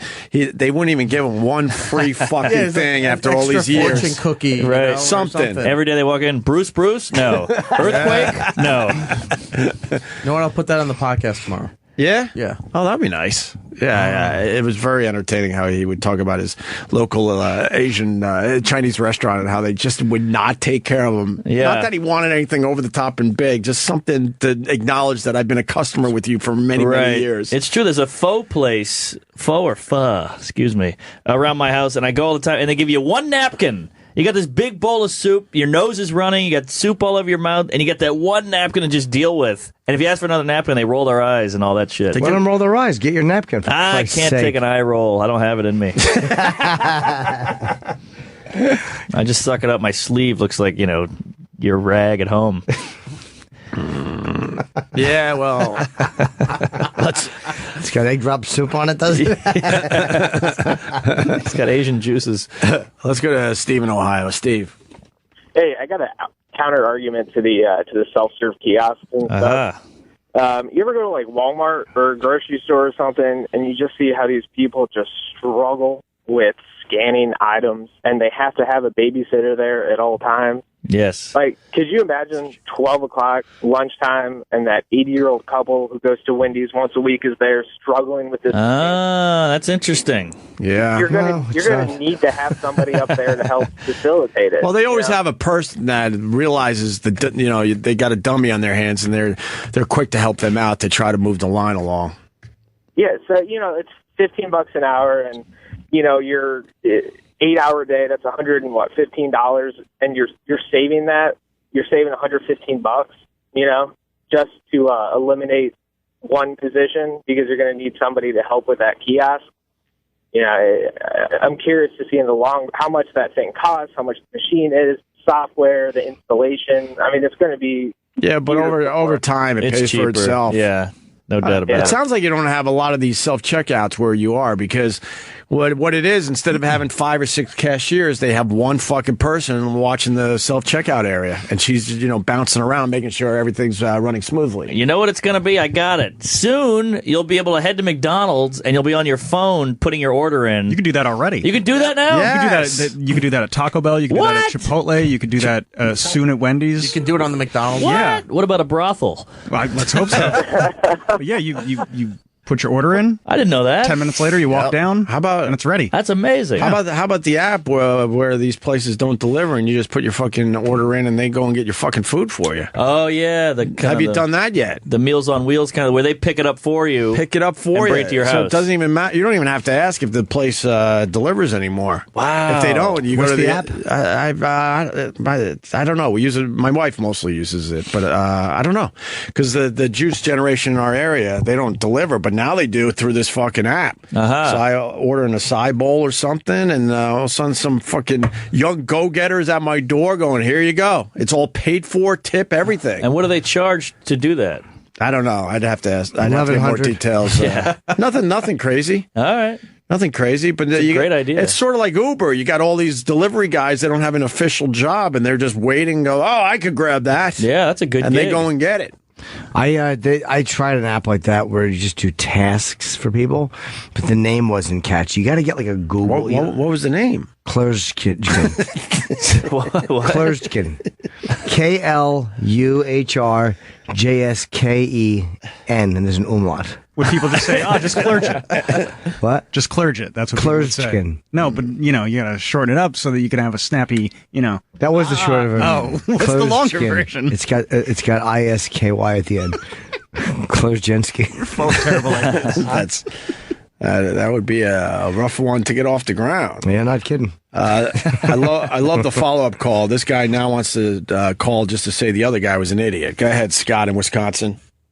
Well, it's not just that he's an idiot. He just has no freaking clue what it takes to have employees and how much it actually costs to keep one stupid person that, the turnaround, especially on fast food joints, people don't care. They don't call in. They just leave. But you got work comp. You got insurances.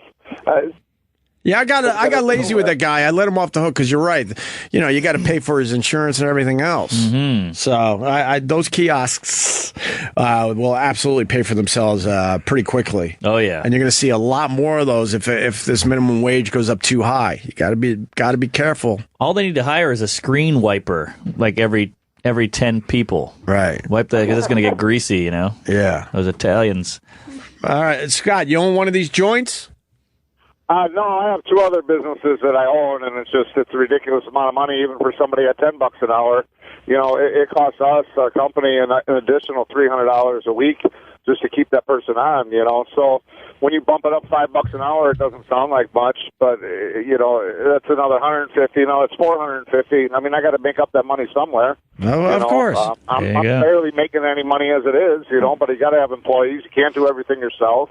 Everyone thinks that all these people make so much damn money, and it's just ridiculous. Well, Bernie, all the taxes and everything else that I got to pay in is just outlandish, and nobody sees that. They just see, you got a business, you got all this money. No one sees the other side of it. Bernie Sanders is the one going for $15 an hour. On paper, that would be wonderful for everybody. But these people don't understand if it goes up too fucking high. I'm going to say it again. The employers are going to get rid of some employees. They just have to. It's business in the end. They got. I don't want to pay my guys. I'd love to pay them freaking $20 an hour and let everyone run around and vacations and pump a bunch of money into 401ks. It's just not there. No. So people think that we're the bad people, but right. They're wrong. All right, buddy. We got a guy that owns a whole bunch of McDonald's. He wants in. Glenn in Canada. What's up, Glenn? Yeah, boys, I own some McDonald's stores, and I have the electronic order boards. They're not like a superstore. You're not scanning anything. You just touch the board and place your order and play with your American Express or your Visa or your debit. It's an easy system, and it doesn't eliminate any positions in the store. Well, allegedly. It just speeds the whole front end, the whole point of sale. It speeds it up significantly, and it's this all is going to change in the next couple of years. We're all going to app ordering. It's a great system. It doesn't complicate anything. All right, as an owner of a bunch of McDonald's, if the minimum wage goes up, I mean, realistically, you would think about getting rid of some people, right? No, the minimum wage here in Canada has gone up significantly. We're $10.25 an hour, I think it is. What's that in American money? $2 or something like that. But the thing is that, but it's gone up significantly. It doesn't. It all it does is recycle money. It's simple math. The higher the minimum wage, the better the economy is. It's that simple. Yeah. It's just you're just recycling money. It doesn't hurt the economy, and small business adjusts, and you look at other ways to make money. It puts more money back in your pocket. All right. Maybe I'm wrong a little bit. Maybe the employers will hang in there if it goes up pretty high. Yeah, this is a good day for E-Rock. First we talk about Weird Al, then fast food. It's in his wheelhouse. E-Rock, comment? What were you going to say, E-Rock? Do you like McDonald's or no? No, I do, but I can't eat it. It kills my stomach. Oh, God. Immediately it starts gurgling, and then you're shooting diarrhea out your asshole within an hour. Literally within an hour. When me and Kenny would be on the road sometimes, like if it was really late and there was just nothing, I'd stop in and grab 2 cheeseburgers and a fries. Treat for a boy. Job well done. And within an hour... It's just warm breath. Fucking hot, unpleasant farts. It's like when a Dodge Charger starts and there's a little wetness in the exhaust. I'll tell you this: fast food is for the young. When you get a little older, then you can't hold that shit. It depends where you go. I love Wendy's chili, man, and that comes out like a fucking miscarriage. It is red and hot. So followed by laughter and a high five.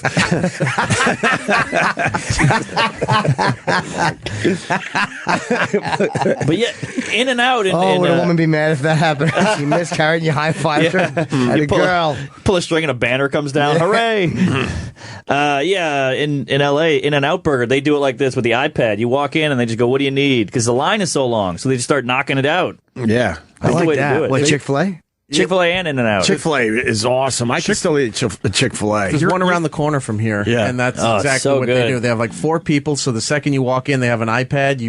They put your order in, and you get right to the register. Your order's ready to go. Beautiful. That's the way. I mean, it's that homophobia. Tastes so good. That guy hates gays. He's not a fan. Oh, really? Oh, yeah. Yeah. It's like out there, too. He's open. Because he's very religious. They're closed on Sundays. Yeah, I feel like we've talked about this in the past. That's the Lord's Day. He's against gay marriage. What a douche. I know, it's crazy. But he's not against heart disease. No.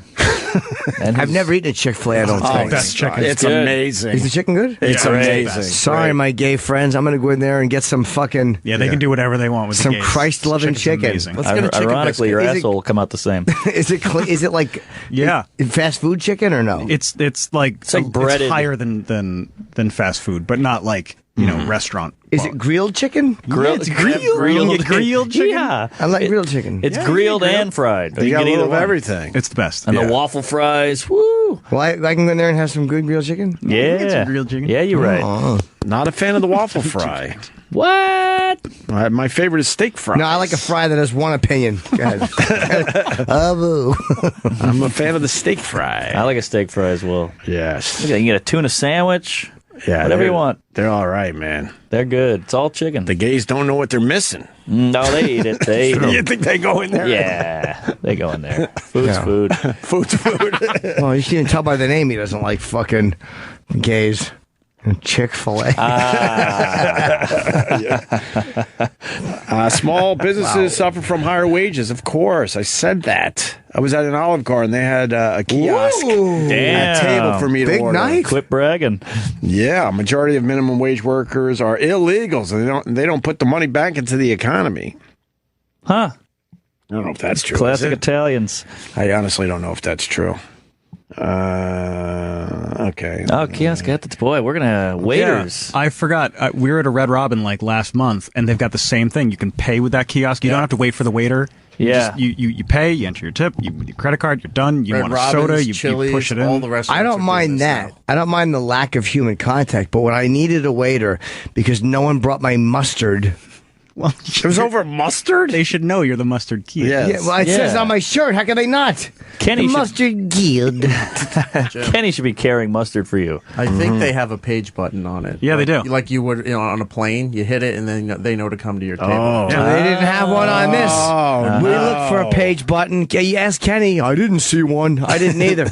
You're just a boy. So yeah, I'm a hungry boy. Likes mustard on his eggs. He's a boy with a Ugh. dream. Eggs? God And damn. Everything. I dip my fucking fork in the mustard because I don't want to eat too much of it, and then I'll just scoop the eggs. I love it with a little Yeah, but avocado. when you have it with everything, you're eating too much of it. Oh, That's a good point. Hey, might as well You just- know what? It's the curse. It's the bane of my existence. Mustard. How do you want your coffee? A little mustard. A little No, cream. I don't, Mark. Not in coffee. But remember those old Mexican restaurants where you lift the flag and it meant come by the table? No. Oh, maybe that was a New Orleans thing. You had a flag on the table and you lift the flag and that meant the lady would come by. Well, you do that at like Alamo Draft House and stuff too. Yes, yes. Lift the flag. Oh, my dad would say something like that when he'd pick me up at parades. Something else.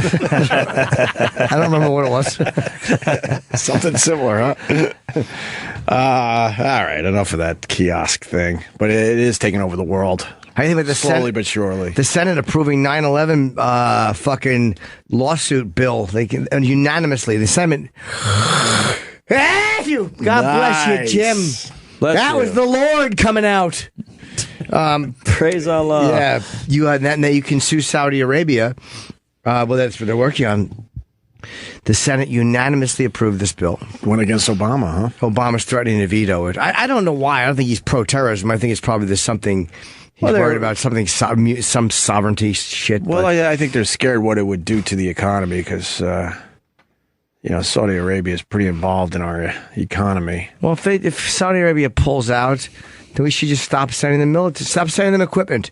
How about we remove every ounce of support from Saudi Arabia? Every ounce. We go to Alaska. We take that shit out of the forest. Fuck the seals. I think that would fuck up our stock market. You got some lovely stocks there, Mr. Jim Norton. I do, but how about the more important thing, the bigger picture, is these fucking cunts? How about that? How about that? Stop it with them already. It's embarrassing. I honestly don't know that much on this one. We're like that big dumb boyfriend that acts like we don't know the hot chick we're dating is fucking everybody. That's what our relationship with Saudi Arabia is. We're the big dumb strong boyfriend. Okay, baby. And she's out sucking dick and taking it in the ass. Everyone knows it but us.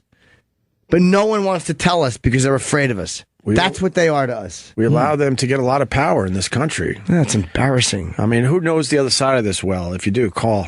Why is this a dangerous thing? I would like to know. I know nothing. I don't know that much about it. I feel like they invest a lot in this country, and that could really fuck up things. If They that goes do, away. but we're just lapdogs for them. It's like we panic about. I think we were worried that Iraq would invade. That's why we went to Kuwait. Went to war because we're protecting them in the long run. Mm-hmm. We just suck.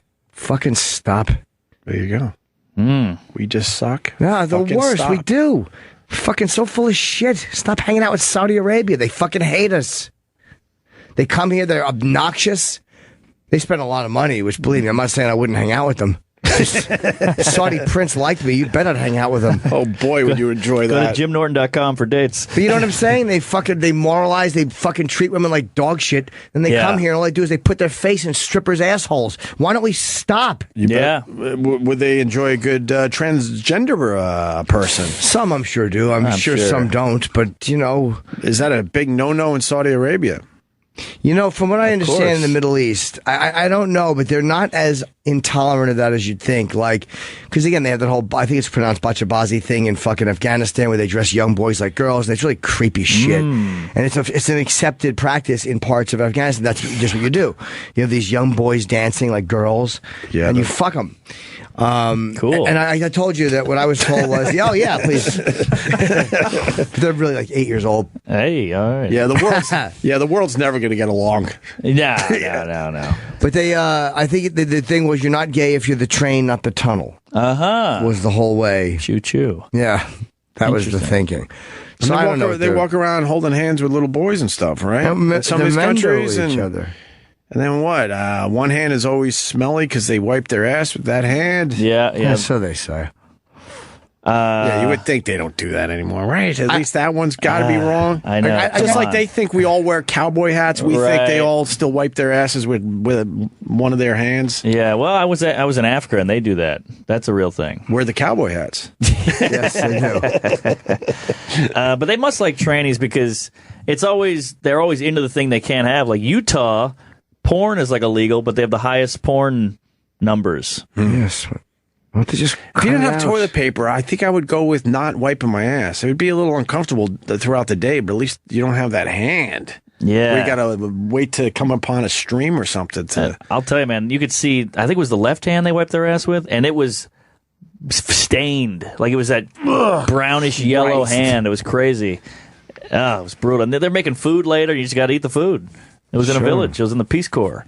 Were you? My brother was. I went to visit.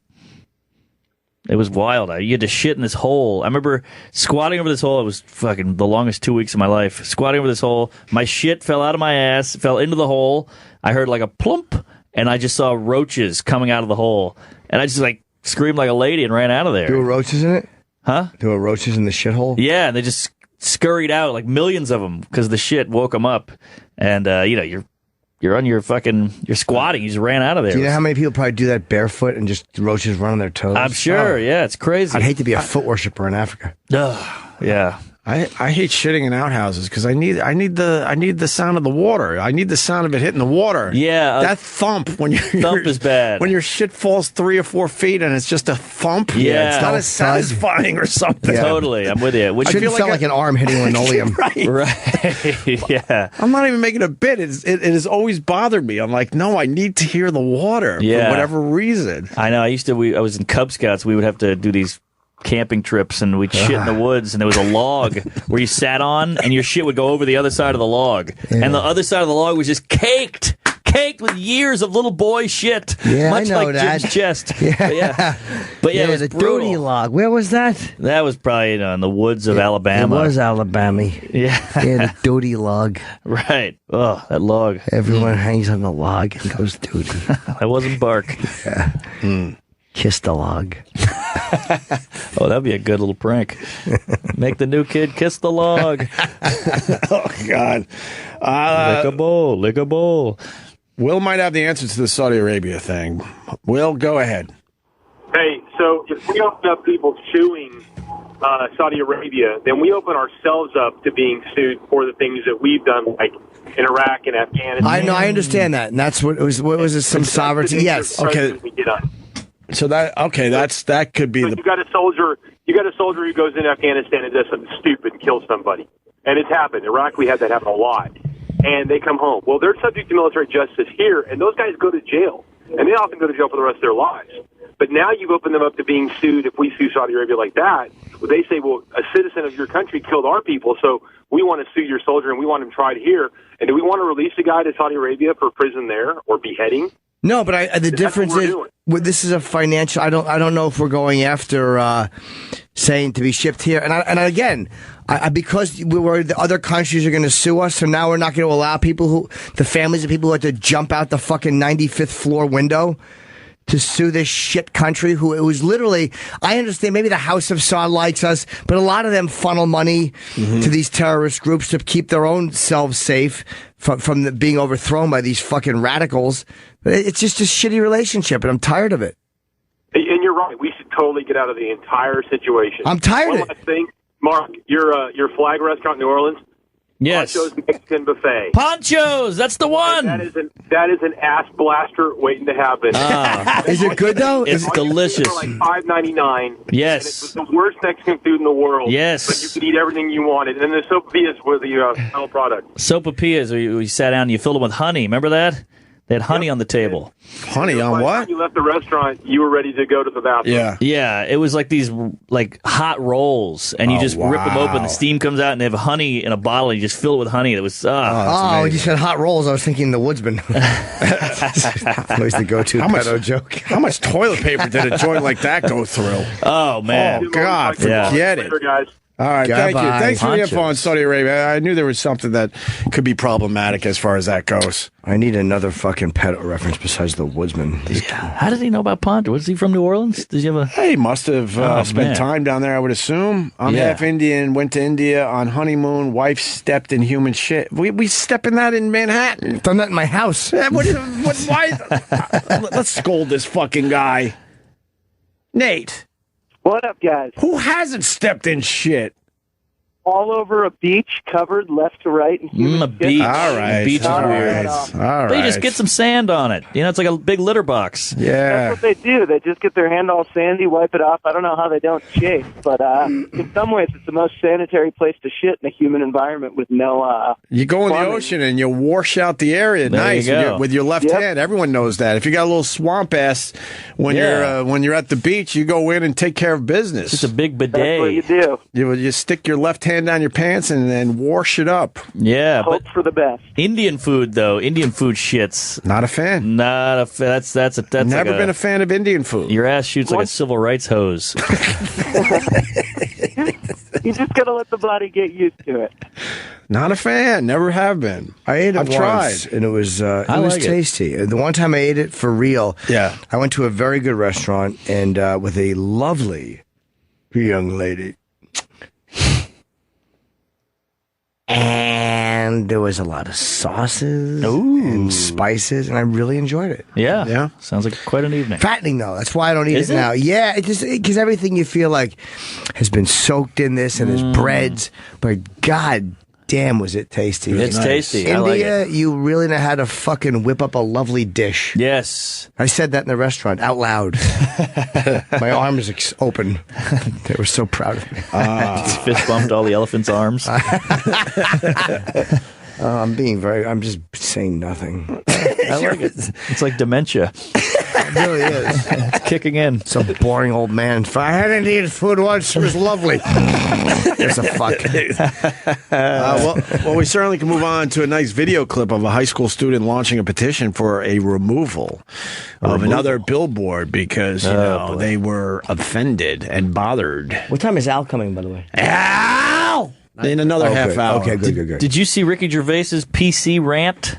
No. It's like a little video. Oh, let's go to that next. Let me do the high school thing, then let's do the Ricky Gervais. Beautiful, Mark. Thank you. Oh, yeah. I haven't seen it. Oh. But I've heard about it. It could be shit. Who's this fucking odd-looking lady? That's Pat Harvey. Pat Harvey. She looks like fucking... It looks like a shortened photo. It does. Her head. It does, yeah. Yeah. So, Pat, what are you doing? You're not running up in a white suit, ringing a bell, allowing Mr. Rourke to know that the fucking customers are arriving. Yeah, where are your symbols? Paul is not a fan of Pat Harvey. Look at how Paul Majors or whatever. Well, he used to own her. I'll go with Majors. Let's look at this report. We love billboard. We love local news reports. I just wanted to throw that in there. I can't get enough of watching the local news from other towns. It's hilarious. It's the best thing you could do. That and local car commercials. Yes. Browse. Good evening. I'm Pat Harvey. And I'm Paul Majors. The billboard sits where the 15 and 215 freeways split. It was put up by a local cosmetic surgery center. But as CBS 2's Adriana Weingold shows us, a teenager is spearheading efforts to get it taken down. A teenager? Catchy advertising or... Oh, that's wonderful. Size matters. They show a small cup, and they have a B on it, and then they have a much larger cup with the letter D on it. Well, why don't they... It's for cosmetic surgery. So why don't they just say maybe bigger is better? Let's see what they say. Totally offensive. Either way, this billboard sure has people talking.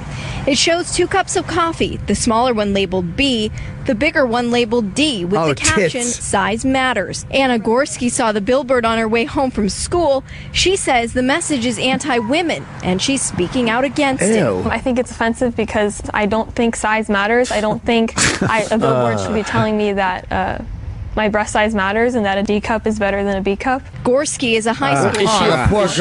Is she offended by hair transplant ads? Like, everything it looks better. Some things like women like taller men. It's just how it goes. No one's ever explained to her that big tits are more fun.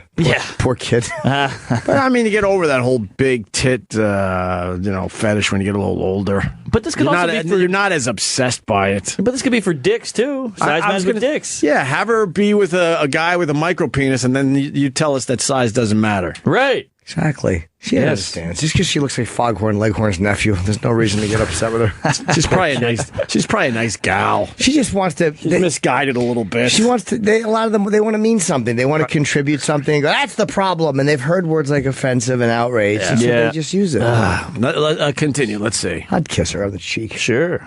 She says the billboard is degrading and she wants it taken down. So much so that she started a petition on change.org to gain community support. There's people from, all over California.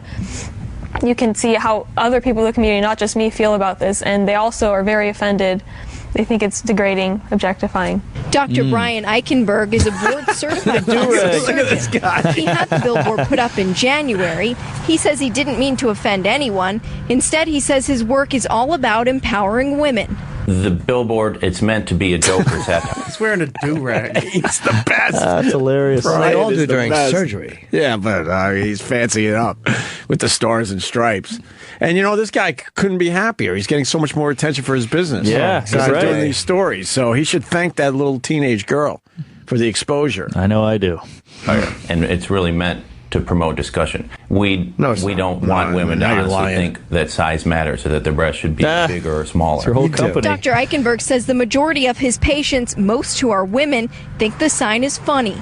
He says he not only does plastic surgery, but also reconstructive surgery, and he sees the importance of promoting body positivity. If plastic surgery can help you make you feel better about yourself, then we think that's great too.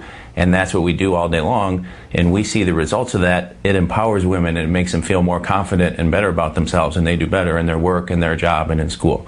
Dr. Eichenberg says he does plan on changing the billboard, but only because it's been up for quite some time. No word yet on what the new one will say. Yeah, I wonder if she's offended every time she walks by a Crunch Gym or say a Gold's Gym.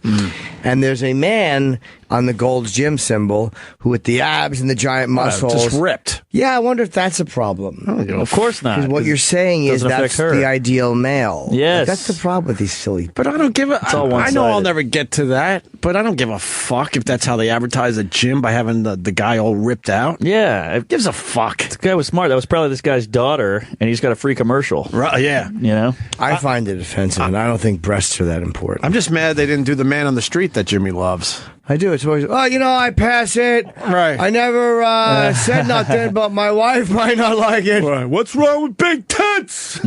Yes, contributing nothing. Tit old biggies. I didn't like it very much, but I said to my husband, are you happy with me? And he said yes. And I went like, okay. Yeah. We go to the next person. Yeah. Worthless. Yeah. We talked to members of the community who had nothing to add, as you might expect. We talked to them anyway, because there's not much to this story. Any other good videos today? Oh, the Ricky Gervais one. Well, did you see the billboard that got a little hot water about the texting and driving?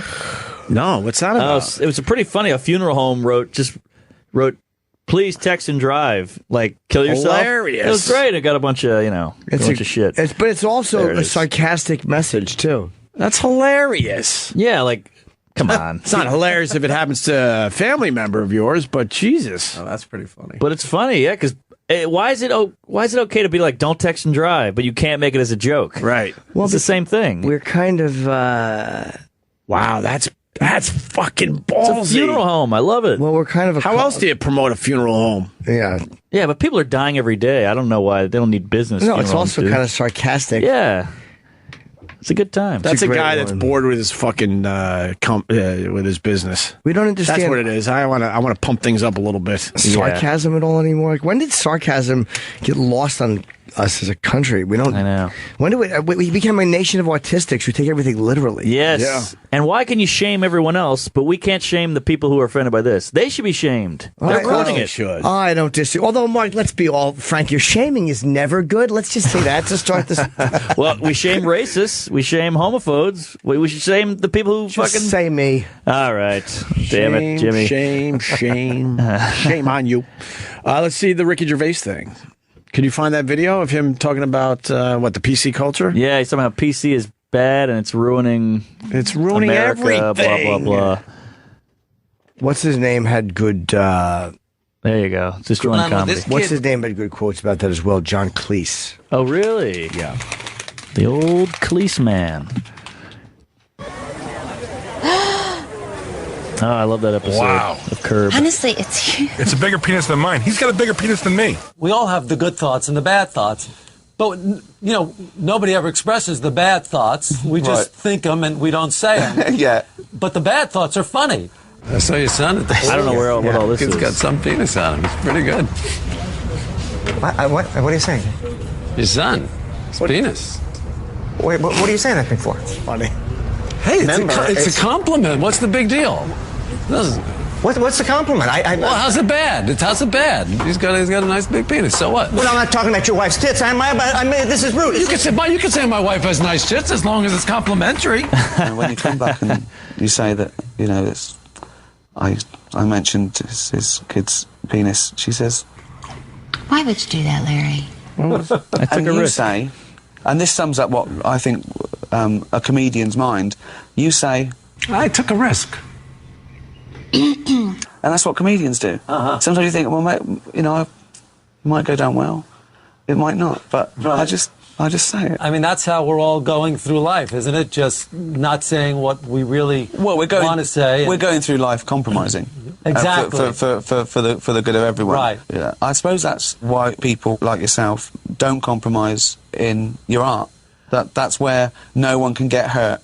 It's up to you. Art, you're allowed to be a complete fascist. There's no, what about me? It doesn't matter. I don't care about you. This is you do your own program. I'm in charge of this. Should be no compromise in art.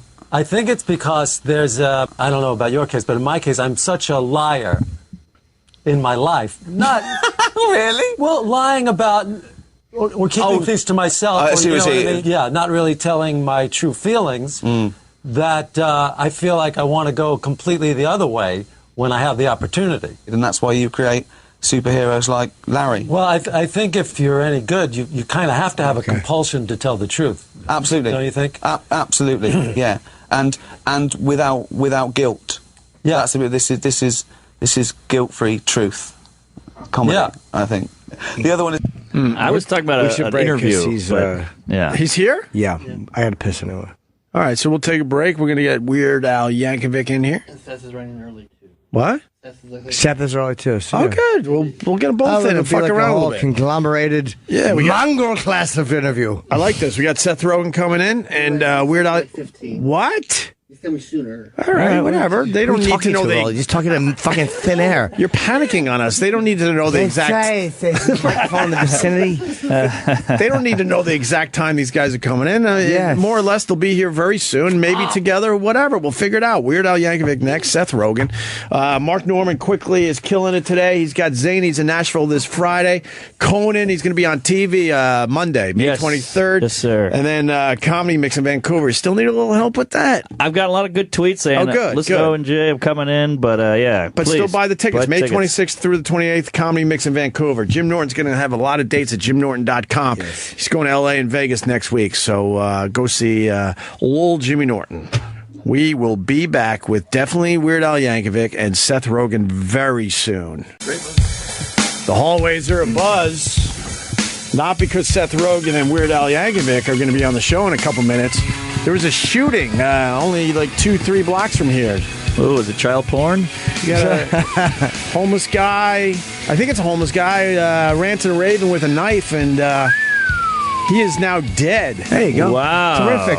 49th and 8th. Very close to here. Deadly shooting on 8th Avenue in Manhattan. Is he here?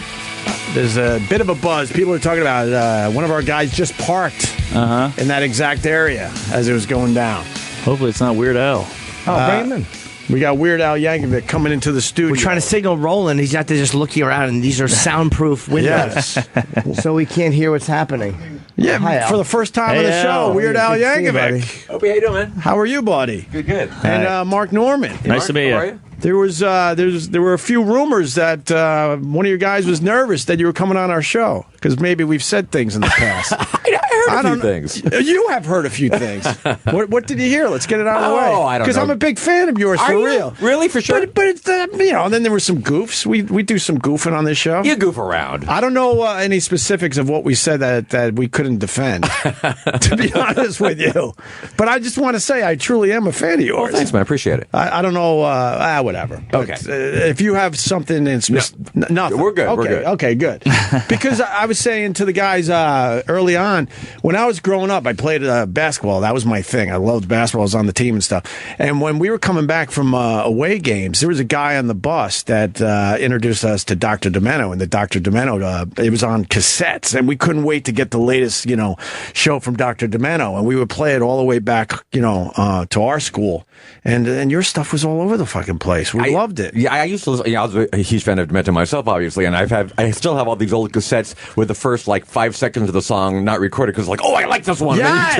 Remember that shit? Yeah. That's how we would record our music growing up. Right. This is the one I want. But you never had the first Your own few personal seconds. collection would never have the beginning 5 seconds. Right. And what was the first one you wrote? The first parody? Well, that's gosh.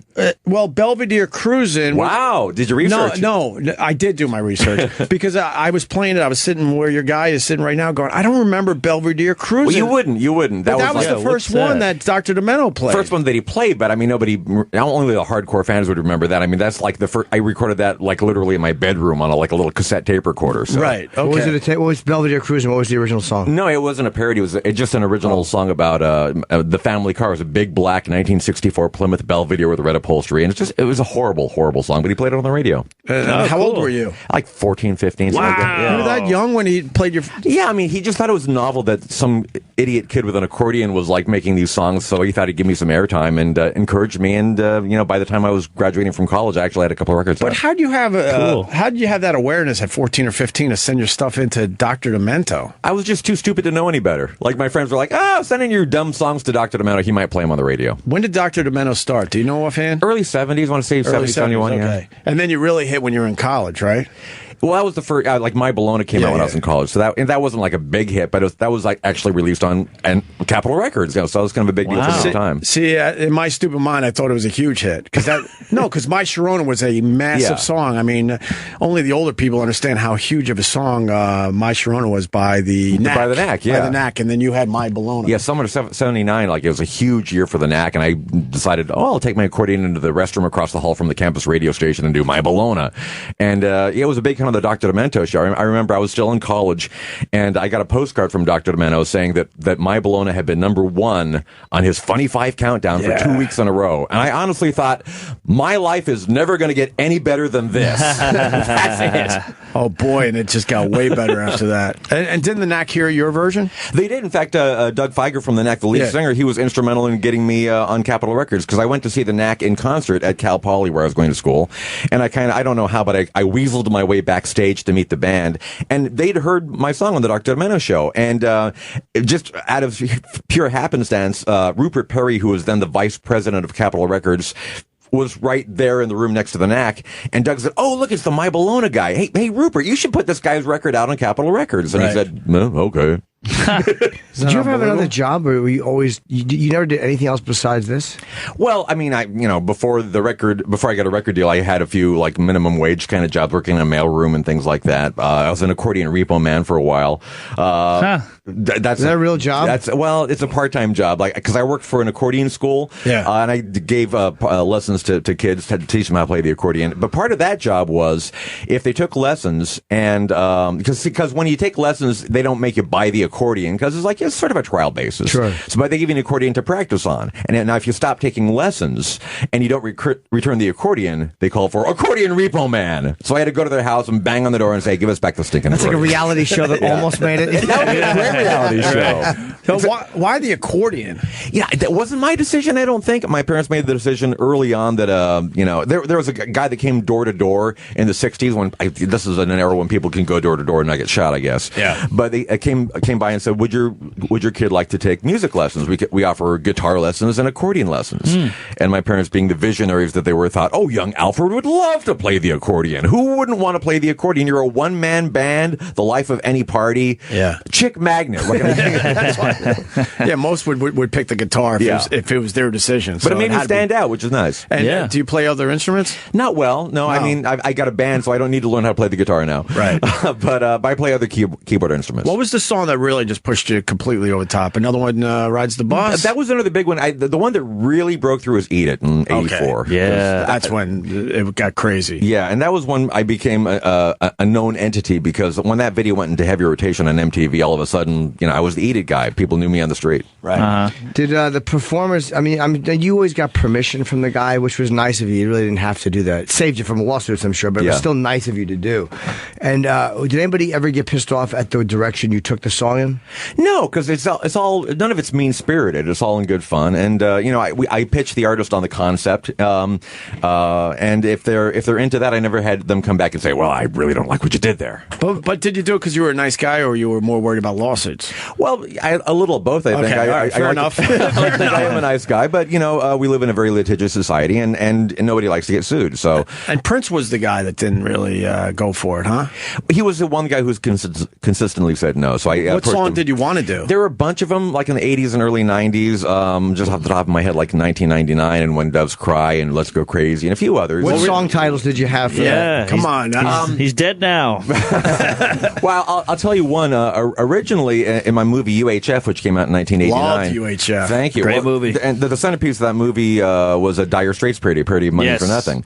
The original script called for a parody of Let's Go Crazy. It was going to be a whole thing on Purple Rain, and Prince wasn't into it. Mm-hmm. Wow. Did you ever meet him and talk to him personally about it, or was he... No, I never met Prince in person. We've been in the same place a few times, same award shows and things like that. But I kind of knew at that point that he wasn't into the whole parody thing, and I didn't want to get in his face, so I never approached him. You talk about the award show. That was the one where he put out a memo or something that is that true? That don't make eye contact with Prince? It's absolutely true. Because he found out you were sitting in the same row or something? Well, it's not a personal thing. I talked to a bunch of other people that were in the same row, and we all got that memo. What a pompous asshole. He's a serious guy. Nah, but for other performers to not make, I can see regular your fans will bug you when you go to the bathroom, but for other people at the award show, don't make eye contact. Nah, it's silly. So it's like he speaks well of you, though. I know he would email me requests, and I would just tell him I would never respond. It's like he's a great artist, but he didn't seem like a particularly nice guy. It's like closing the hallway when you come to work because you don't want someone to say hi to you. Shit like that. Yeah, little inside stuff there. Weird Al. Just the idea of telling other people don't look at so and so. It's just like, but the humor of Weird Al, and he is it true you gave him a memo? Well, don't look at me either. Yeah. You parodied the memo. That's funny. Mark Norman, a very funny comic, is also a big fan of yours. Weird Al. Big fan. Mark. Grew up with you. Huge. This is crazy. Oh. Did you write the videos as well? Because the videos were funny. I didn't. Thank you. Yeah, I don't direct.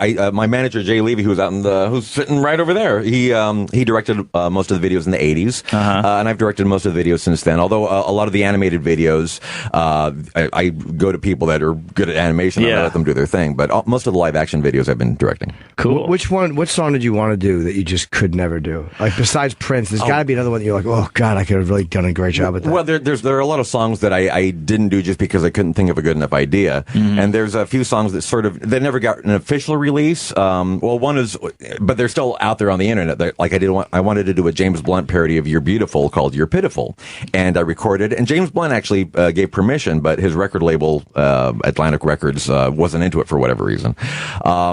And so they never made it onto an album. But if you search online, I think it's out there someplace. You can find it. Why wouldn't the record company be into it? Because I would think if you did a great parody that was a hit, that would lead people to buy the original. That's exactly the case, and it really kind of makes no sense. So I never was able to figure that out, and the artist was cool with it. So usually the record label's like, yeah, more money, thanks. Yeah. I think my favorite was Amish Paradise. Oh, thank you. That's a good one. I think that was my favorite. Didn't Coolio get mad at that? Yeah, he's fine now, but at the time, and again, I don't know what happened. He should be fine now. What has he done in the last? Whatever.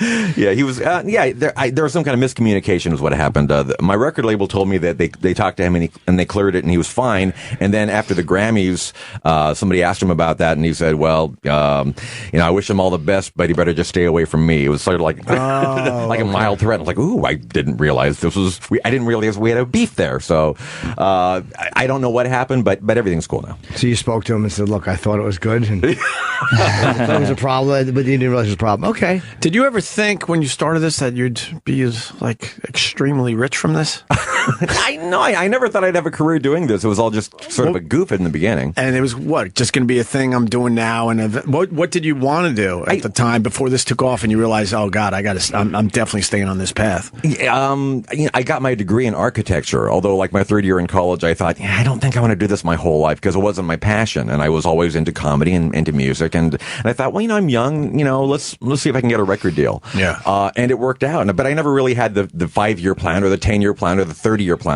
Nobody thought, especially me, that like when I first started out, like, oh yeah, I'll be doing this 35 years from now. Right. Yeah. You're up to at least 35 years. Holy shit. We were talking before, wondering if you liked guys like John Valby, sure. Dr.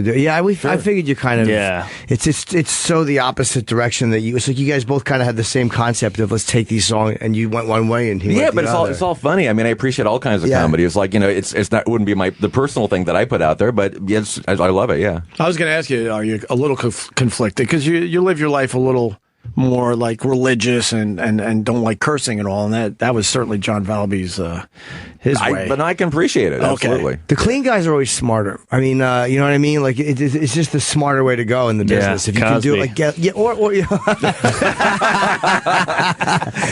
or Gaffigan, like right. That's always because you can be genuinely funny and just you're doing 6 arena shows. Right. It's a smart way to go because people will take their family to see it. I mean, literally open for the Pope. Yeah, he did. That's right. Yeah. Wow. Yeah, crazy. I've taken the scumbag route, and boy, does it show in the fucking bank account. I paid the price dearly. Yeah, I sure have. Great expression. You and 30 people in a club in Des Moines, shithead. Yeah. Jim opened for Dylan Roof.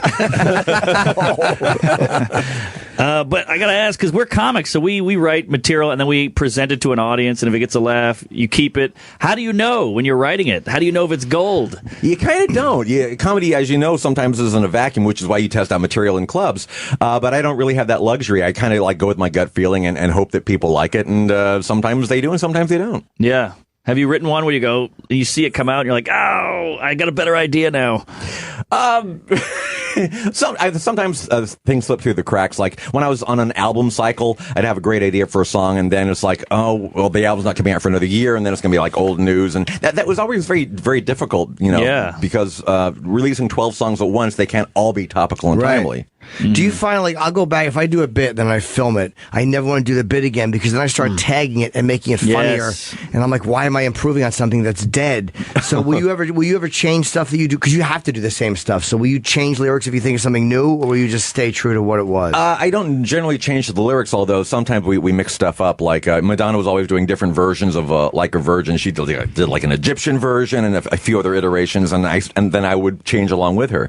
And in the current tour, we do like an unplugged medley and I've played like Eat It like 1,000 times, and I thought, let's mix it up. So we do like the Eric Clapton, Layla kind of unplugged version of Eat It and I Love Rocky Road. Right. And, just mix it up a little bit. And I assume Madonna was pretty cool to you because you did a bunch of her songs. Well, I just did Like a Surgeon, but I thought you did more. I don't think so. Oh, okay. But I maybe one of her songs in a polka medley or something like that. Right. But yeah, she was very cool. In fact, Like a Surgeon was actually her idea because she was talking to a friend of hers in New York one day and said, I wonder when Weird Al's going to do Like a Surgeon. And her friend happened to know my manager and said, and the word got back to me, and I thought, yeah, not a bad idea. Okay. Right.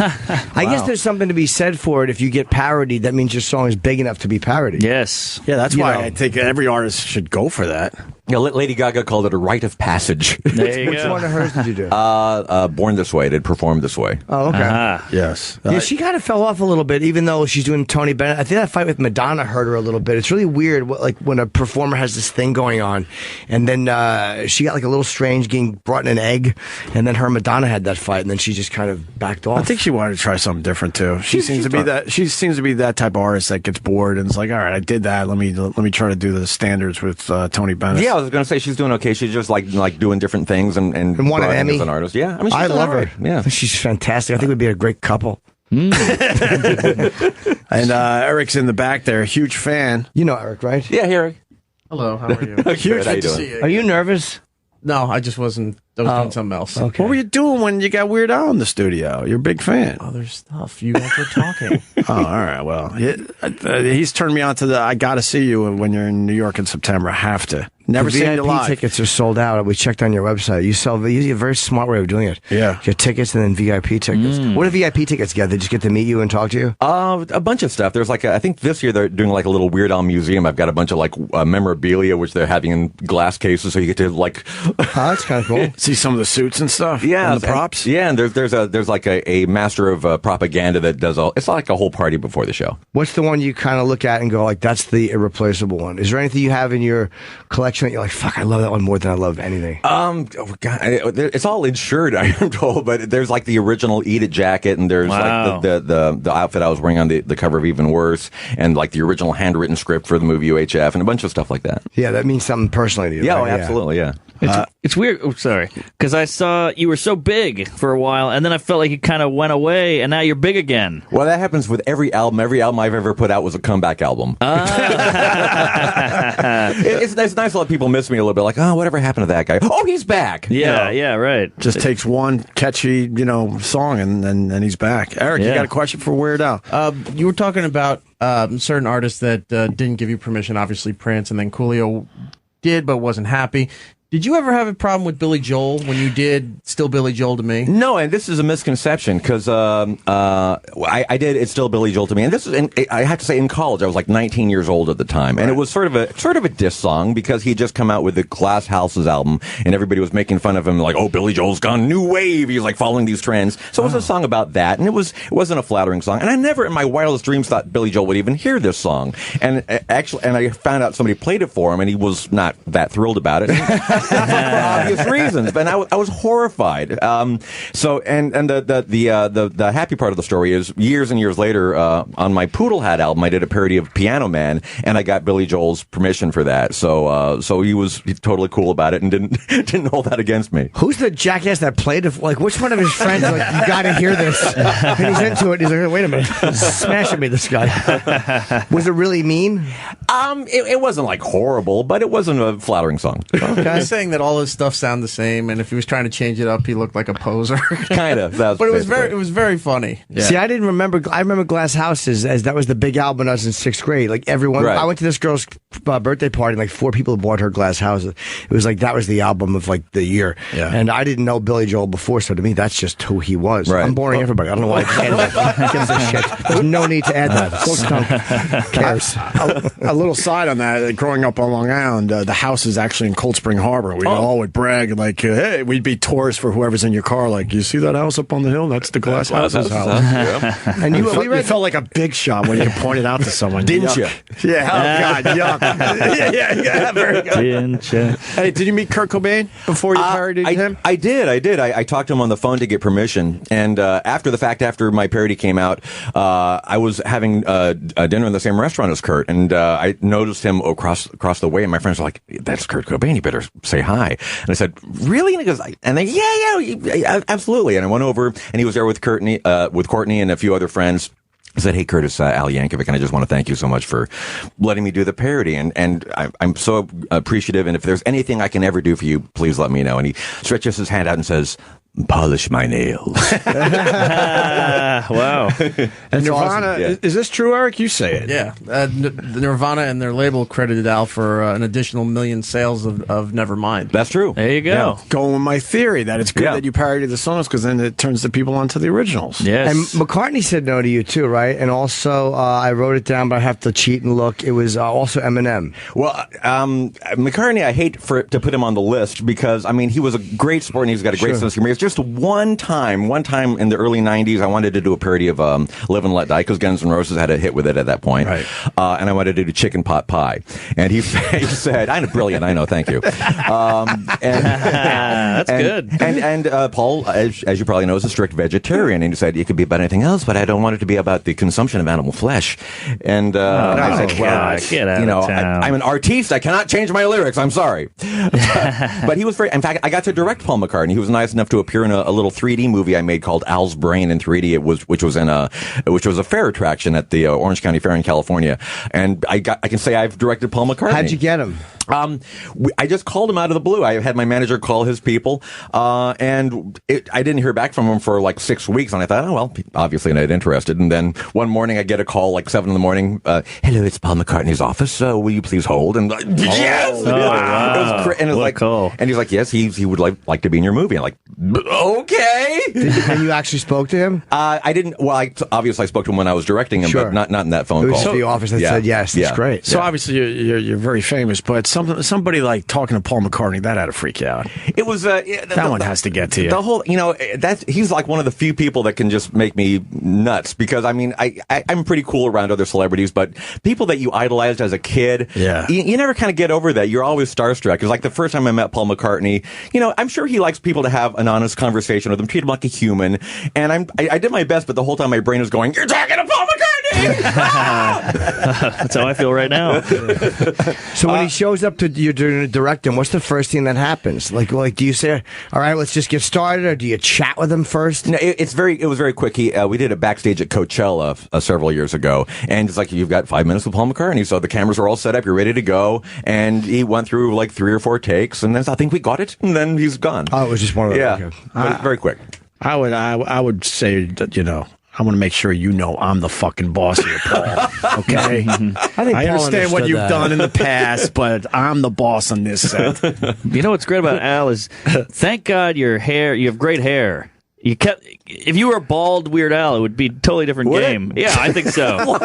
Yeah, that would have changed the whole... Is it all about the hair? It's all about the hair, okay. Yeah. All right, good to know. So Eminem let you do the song, but not the video. Yeah, that's a little weird. That was very odd. We got his permission, and when you do videos, you need what's called sync rights, which is, I would think that like if you were fine with the song, you'd be fine with the video. What are sync rights? And that's a good question. That's just something you need if you're doing a video, because not only do you have to get permission for the song, you have to get permission to attach it to any visuals, apparently. And normally people go, oh yeah, of course you can have that. And Eminem was like, well, no, I mean, I'm okay with it being on the album, but I don't want it to, a video, what was the video song? out there. Well, it's for a parody of Lose Yourself, and my song was called Couch Potato, which was about TV, essentially. And I'm not sure why he'd be okay with the song, but not the video. There was a rumor going around that he was afraid that it would take away from his street cred somehow. I'm not sure. But it was odd, because that was going to be like our big first single, and as a result, there was no like video for that album. I think I can answer that question. He'd probably feel like he would look silly in video. You would make him look a little silly. But a lot of his videos were like Weird Al videos anyway. I mean, he was like making fun of Pee-wee and making fun of everybody else, Michael Jackson. Yeah, Fun fact, not wrong with that. Fun fact about Eminem, Dr. Dre didn't know he was white till he met him. Seriously? Yeah, fun fact. He talked to him on the phone, he heard the album, and then they met. He was like, holy shit. You ever hear Slim Shady? You think at that point he's like, oh, yeah, no, it's too late. I think he was too late. I think he was like, no, it's gonna be huge. Awkward. Going back to Paul McCartney, you're a vegan yourself, right? Yeah, vegetarian / vegan. Yeah. Okay, so you could separate the two yourself. Yeah, I can sing My Bologna still and not mean it. Right. Why did you make the switch in 92? A friend of mine gave me a book called Diet for a New America, which made a really strong case for vegetarianism for all the ethical and political and personal and health reasons. And I thought, well, okay, I'll buy that. Okay, you don't miss it? Not really. I thought I would, like Thanksgiving and other times like that, but I really don't so much. They made it a little easier to be a vegetarian these days than when we were growing up. Yeah, like when we were growing up, you had a dry salad if you wanted to be a vegetarian. Yeah. Now they're figuring out the lentils and the tofu and everything else. Make it easy. When I was a kid, it's like, you're a vegetarian, here's your mush. Right. Yeah. And be happy about it. It actually could be tasty. Yeah. Makes it a little bit, I don't know, more digestible. Yes, Mark. I'm a big UHF fan. I have the VHS still. Wow. Yeah. The Wheel of Fish, the Rambo thing. Michael Richards. Yeah. Did you know he was a nut? Crazy racist? Was he throwing the N-word around in the 80s? I have to say, he did not do anything remotely racist on the set. He was a super nice guy, extremely funny, and that whole thing at the Laugh Factory was very unfortunate. He made some very bad choices, which I certainly can't defend. Sure. I wrote his act. It's funny. The hard part about doing like song parodies, or whatever, is you got to do the same because it's like a concert. Yeah. So it's like with jokes, it's kind of got to catch you off guard. But when you're doing this, it's kind of like people already know the song. They're still going. That's the amazing part to me. Is they're still going. They just must love your interpretation of it, or the way you sing it, or you must build a whole thing around it. It's nice because I have an advantage over stand-ups that maybe it's like jokes will get old, but if there's music attached, you can still enjoy the music. And with a lot of my stuff, there's even a nostalgia element. It's like, I remember the song from when I was a kid. So I've played Yoda like literally over 1,000 times, and people still get into it, even though they probably don't think it's that funny anymore because they've heard it so many times. Sure. But it's still, sometimes like with Valby, when I grew, I would still listen to the song. I still love a song, even though I'd heard the punchline before. I still enjoyed it for what it was. How do you keep it interesting for yourself if you've played Yoda 1,000 times? If the audience is into it, it never gets boring. You just feel that energy. Yeah, you get the energy, and you have to put it back. And it's there's a lot of body memory where it's almost like it's like an out of body experience. Like your body would keep doing it even if your brain took a vacation. I think that's your best song lyrically. The lyrics match up and they're smart. I think that's my favorite one. Oh, thanks, man. Yeah, I wrote that when I was like 20 years old. I was in college, Really? Yeah. That's nice to say to Al. Your best work was when you were 20. You really humiliate him some more. That was your Thunder Road. What was that a parody of, Yoda? Lola by the Kinks. Oh, okay. It's a big crowd favorite. You're telling me, Eric? It's a big crowd sing-along. Sing-along, okay. Eric says your live shows are just ridiculous with the videos. It never and the stops for costumes 2 hours. There's videos, there's movie segments, there's original artwork up there. While Al's changing, he comes out, he performs a song or two in costume, goes out. They're doing stuff, different solos, more stuff's going on with the crowd. Al comes out with another suit. Like, it just never stops. How many costume changes in one show? There's like one for every song virtually. It's I think it's like 3 more than Madonna. I don't know. I don't know. So what do you do when there's a moment of downtime when you got to change? Well, like you're saying, it's there's a big LED screen and there's like funny videos on the screen, and there's always something to entertain people while we're doing whatever kind of costume. So do you got a truck when you travel? You got to track the trailer? It's like a concert. It's like a full-on. We have 2 buses and 2 trucks. Damn. So we're a traveling circus. And how quick can you get in and out of a costume? You guys got down to a science. It's down to the second. So the films are just exactly as long as they need to be. So there's no room for error. No dead spots. But we do it pretty quickly, like a minute or 2 for each one. How often do you wash them? Because we interviewed Odorous Urungus from Guar. Yeah. And I had done Fox with him a bunch of time, and he didn't wash the outfit as often. It's like, you don't realize with costume changes, you got to wash them. And a lot of blood in those costumes, I would think. Yeah, there really was. Yeah. On the inside and outside, it was just creepy. Right. But do you wash them often? Because they must start to smell after a while. I don't do it personally, but I have a wardrobe mistress who helps me do the quick changes, and she also washes them, I would assume. She travels with you? She travels with, yeah. And the girls in the audience, what would you say is the medium attractive level? The medium...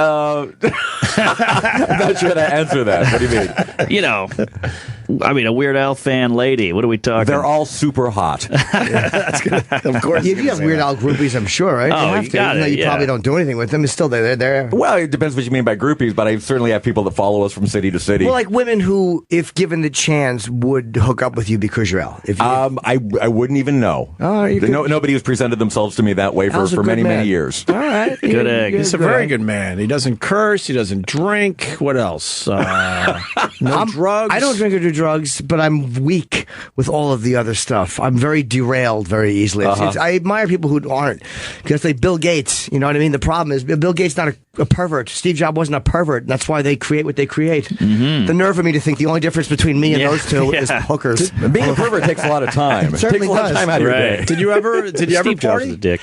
No, I mean, I don't. I wouldn't say that I don't drink. I just don't drink very, very much. I drink pretty rarely. Yeah. But no, I don't know if I think the only time I've ever I don't think I was drunk, but the most I've ever had to drink was during Mardi Gras in the late 80s when I was on the air with MTV, because it was like they sent a bunch of people out to cover Mardi Gras. And they put us in a room the whole day where they didn't have it catered. There was no food, but all the hurricanes you could drink. Oh, yeah. They want you. I'm from New Orleans. I saw you on a float in the 90s. You were like the grand whatever. The Grand Poobah, whatever. Yeah. I almost said Grand Wizard. But yeah, you were the... sorry. You were the guy on the float. I remember seeing beads, you. Yeah, and I there was like 3,000 of us trying to get an autograph, but you were hammered. I was thinking, you people just want me for my beads. Yeah, that's all you want. That's it. It's so weird. You get in this moment. Would you like to get your autograph now, Mark? Oh, jeez. I don't want to bother the man. He's busy. He's Christian. He's Christian. He wanted to get an autograph. He's embarrassed. He really is a big fan. He's embarrassed to ask. What did you get for Mark to get signed? I got a poster here. He had his not now. Don't do it. Oh, okay. I'm sorry. I'm kidding. I'm just kidding. I believe I just wanted to shame him. Pull it out. What do you got? Oh boy. I can't wait to hear that Weird Al doesn't sign anything anymore. Where did that come from? I haven't seen that before. It's probably a bootleg that he makes no money on. The internet. Yeah, nice. There you go. That's cool. Did you actually buy that from a site, or you? Roland got it. Yeah. Oh, nice. Jim. Yeah. Thanks, Al. Sure. Wow, this is crazy. Did he write Jim? No, you. Okay, all right. Oh my God, this is going to be framed today. To my best friend Mark. That's awesome. This is going to get me so not laid. Thank you, Al. Boy, that means a lot. Jeez, sorry, that's pretty cool. A UHF mini poster. Jeez, wow, I can see why you do this to everyone, Jim. Yeah. You get nice things. I get things signed, or photos or whatever. Ooh, boy. Yeah. And Mark's doing the right thing. He's fanning it so the autograph doesn't smear. Yes, like a Polaroid. Yeah, exactly. We got a lot of your fans on the line, but especially Paul in Minnesota. Huh? Go ahead, Paul. Hey, you guys, how you doing today? Hey, Paul.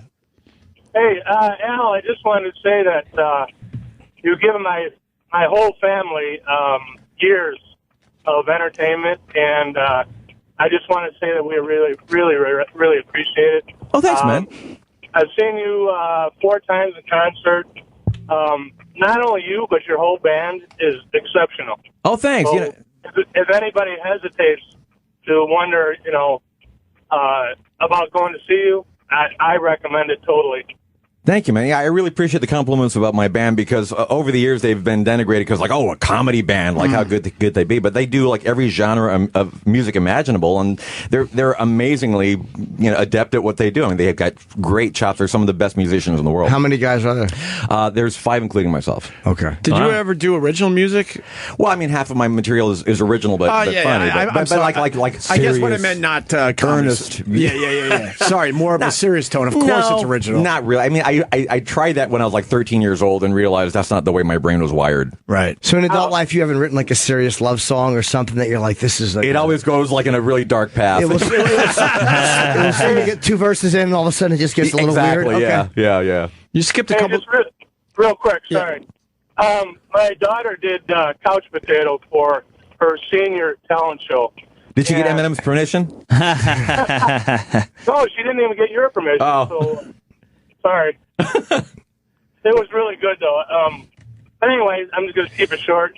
Thanks a lot, and love the show today. All right. Thanks, Paul in Minnesota. Give your daughter my best. I was gonna say you skipped a couple grades growing up. How old were you when you graduated high school? I was 16. I graduated when I was 16. Really? I was a valedictorian at my high school at 16. At 16? Yeah. I'll see you like one of those boy geniuses, like a real prodigy. Well, when I write a song like White and Nerdy, that comes from a lot of personal experience. Did your parents ever, I got to be careful how I say this because you've had an amazing life, but did your parents ever go, what a waste, 16 and he's valedictorian and he's doing comedy songs? Oh, yeah. No, my parents not were to be I'm not. No. He broke pretty early, though. Right. Yeah, they were always cool with whatever I did. I guess the better way to say that would have been, did they have a different vision for you? He's asking if they're Jewish. Yeah,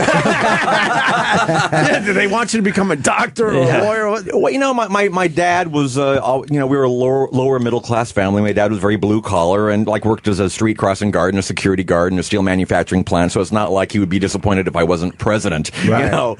He always was about quality of life and said, as long as you're happy, we're happy. And Beautiful. What if you can find something to do for a living that you're actually happy about, then that's success. That was what my dad told me. Yeah. Parents should say that shit more. Yeah. Oh, sorry, you don't like cursing. No, you can do it. Eric, go ahead. My parents gave me a speech, something like that. It was like, whatever you want to do, you're going to fail. Don't even try. Yeah, they weren't wrong. My dad said, he goes, find something you love because you got to do it for a long effing time.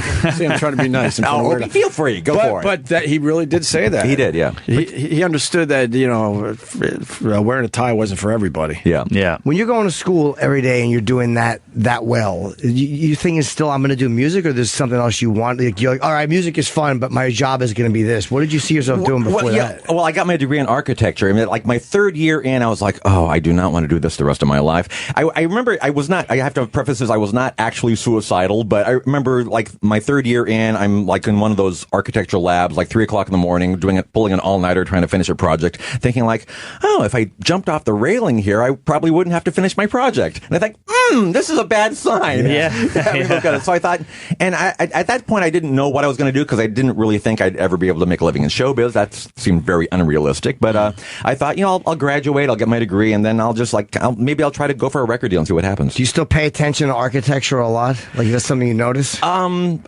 say, oh, that's a cool building. Oh, just like the rest of us. Okay. He's like us. I love it. He went to school to say, that's a cool building. Yeah. E-Rock. Last year, you're the first guest celebrity editor for Mad Magazine? Yes, that's right. Yeah. Right. He was on the cover and got to edit the entire thing. Which is a huge deal for me because I was so obsessed with Mad when I was, 12, 13 years old. What's your favorite cover? Your favorite one? The one with me on it. That's a great point. I got bashed in Mad Magazine once, but how about the one that wasn't you? Oh, gosh, I don't know. I like the old school ones with like Kelly Freyas, like in the 50s, like when I used to collect the really old ones, where he'd be like Alfred E. Newman would be painting the road, he'd be painting the black part of the road and leaving the stripe. Yeah, it's really a brilliant magazine. Clockwork Lemon is probably my favorite. Or a Crock of Shit Now from Apocalypse Now. There's some funny ones, I couldn't get enough of it growing up, but I just realized I haven't read it in years. Yeah. I got to go dip in and check it out. Still in circulation? Absolutely. Yeah. Oh, that's great. What was it? There was snappy answers to stupid questions. Al Jaffe, man, he's like 96 years old. He's still doing the fold-ins. He's still doing it. Oh, he's amazing. The art is amazing. Unbelievable. We got to talk about Comedy Bang Bang. Yeah. Okay. Oh, yeah. I don't know the show that well. Okay, nobody does. IFC. Oh, okay, all right. Is it one of those But shows you're joining Comedy Bang Bang. People love that show. I know a lot of people love that show. The thing is, it's a low-rated show, but the people that watch it are very into comedy. It's like the comedy Illuminati are into the show. It's on IFC. The new season starts June 3rd. Scott Aukerman is the host. Right. And it's sort of like it's hard to describe. It's like a surrealistic talk show. We have actual guests. The first guest is Kevin Bacon. There's like a celebrity guest and like a comic and character as the second guest, and it's sketch comedy. It's a odd storyline, and it's really bizarre. If you haven't checked, are you familiar with the Comedy Bang Bang podcast? No. Yeah, okay. I know, very funny. Okay, I know it's based on the loosely podcast. on that, right? Yeah, I checked out when Kid Cudi left. Oh. But he's the one. But I'm the new guy. Coming in. That was the joke. Sorry, fucking idiot. Oh no! Oh boy! Oh no! That was humiliating. So yeah, you're on the entire season. I am, yeah. Okay, they're doing the Gramercy too. I saw Comedy Bang Bang. Maybe it's just a podcast he's doing, but I walked by that and I saw Comedy Bang Bang live, and I'm like, I'm surprised they're doing a live tour right now. Oh, they are. Yeah, do a live podcast. But you're not on stage. that though. I made a surprise appearance in the LA show, but I didn't tour them. We had a guy that went to your college and he hung up. But maybe he'll call back. I know that guy. He remembers you playing accordion. It would have been interesting to talk to someone from way in the past. So you travel the world with the show, obviously. What countries really get into Weird Al? The U.S. It's a world tour. We didn't do much outside of North America, but last year we did a swing through Europe, and we did the UK and Belgium and Sweden and Norway and Denmark and a few places like that, which was great. I mean, a lot of countries we never played before. What was the one place where you were surprised? I was surprised we sold out in London. We did the Apollo, the old Hammersmith Odeon. Nice. Which I just remember as a 13-year-old buying like bootleg Elton John albums recorded at the Hammersmith Odeon. It was always this like amazing place, and like to be able to play there and to sell it out was like such a huge deal for me. Because Hammersmith is such a cool word. I had an old Aussie one from the Hammersmith Odeon, and it's just such a. It sounds like such an awesome place. It's a rock place. Yes. Hammersmith. Yeah, rocking the night away. Yeah. It just sounds like the type of place you'd go to see a great show. You mentioned Elton John. That was one of your bands growing up. I was into Elton during my teenage years. I figured, I'm a teenager. I should be like obsessed with some pop star. So I had Elton John posters like over every square inch of my bedroom wall. And do you cancel shows often? Because having to say, I don't know if in the years I've been doing stand-up, I've ever just missed a show. I mean, once in a while you get really sick, but that's like once every 6 or 7 years. I have never in my life canceled a show. Shows have been canceled on me. We did a tour of Australia in January, and 2 of the shows were canceled because of brush fires. But that wasn't my fault. I promise. But the worst part is you can't get paid. What is it? Force majeure? Right. Act of That's God. exactly it. You don't get paid. Like, our bad. Go home. Yeah. Sorry, wow. God decided no show for you. You go home. They don't even give you a little taste? No, they're not getting any money. They're not going to pay you. No kidding. Right. They're, Damn. Now, does the idea, have you gotten like to the point where, because I know you obviously had your mom and dad, passed away, and you did a show that night. And I'm amazed by that, because that's like nothing. Joan Rivers said that when her husband died, she wanted to go on stage more than she wanted to do anything, but she couldn't because everybody knew.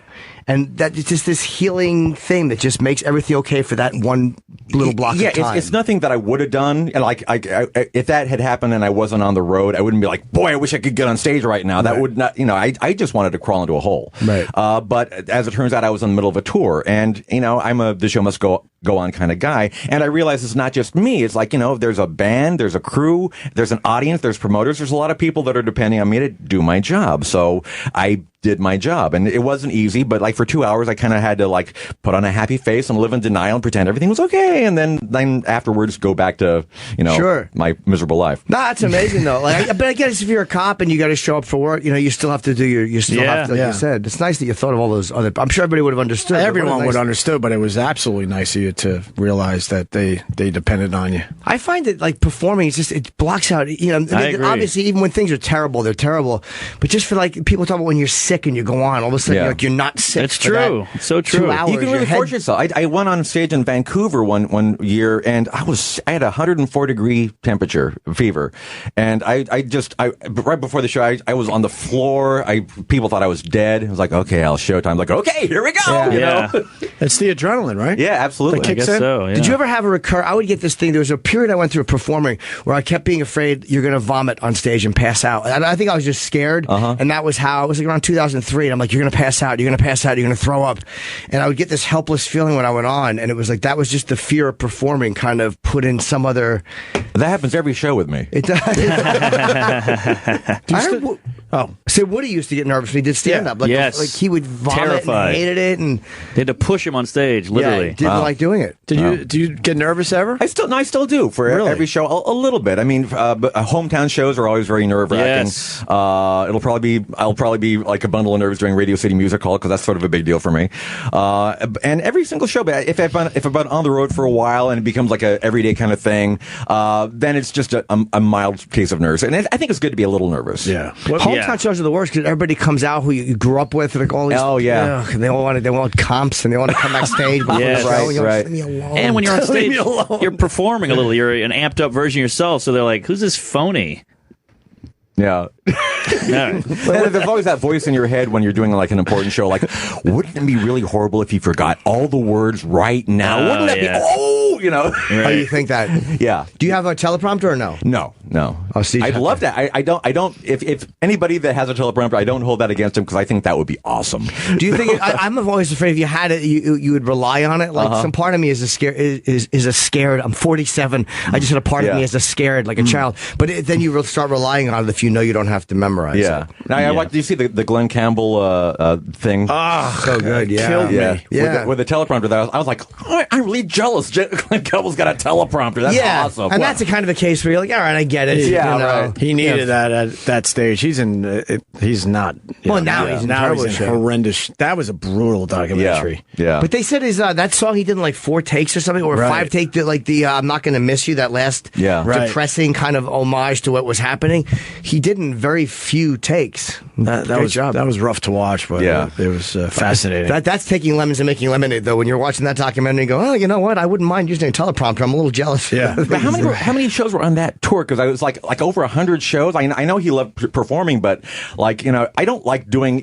It's not even fun doing something I like that much. You know what I mean? Right. Well, I think he started at the end. They started to kind of unravel a bit, and they're like, I don't know if we can finish. Yeah, like, there were certain shows where I think, my opinion, I think some people behind him were trying to squeeze a little extra out of him before he was done.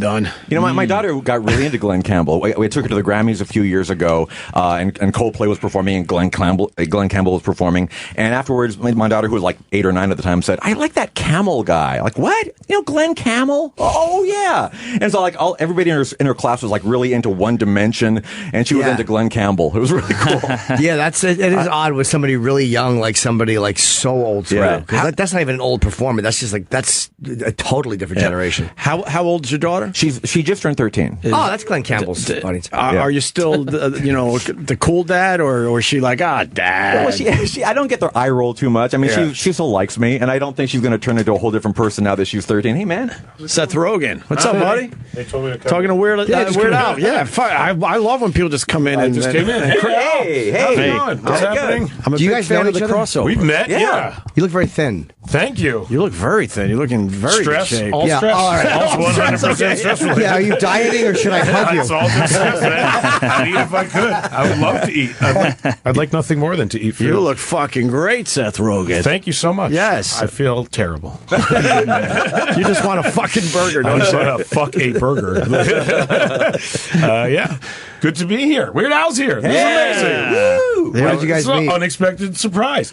I actually met you for the first time at a Tenacious D show. That's right. Like out in the lobby in or like something. 1999 or something like Wow. that. And I met Paul Rubens the same night, which it was like for me, like it was literally two of like my favorite people from growing up. And then I've run into you throughout the years. I see your wife at Whole Foods regularly. I did the charity show. Yeah, exactly. Yeah, he performed at our Hilarity for Charity show 2 years ago. It was incredible. A huge Nice.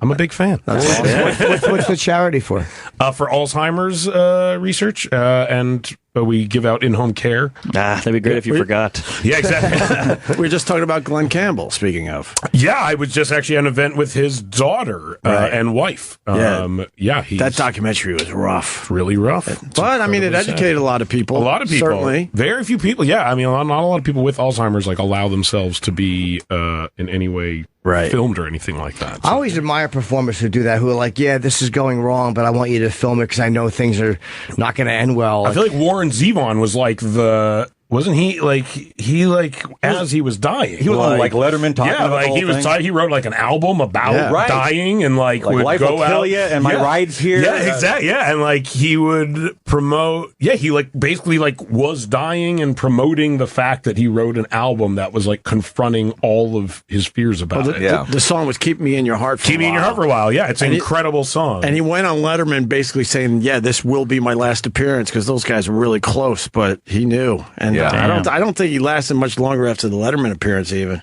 didn't Bowie do the same thing? Yeah, I was going to say, Black Star is basically like goodbye.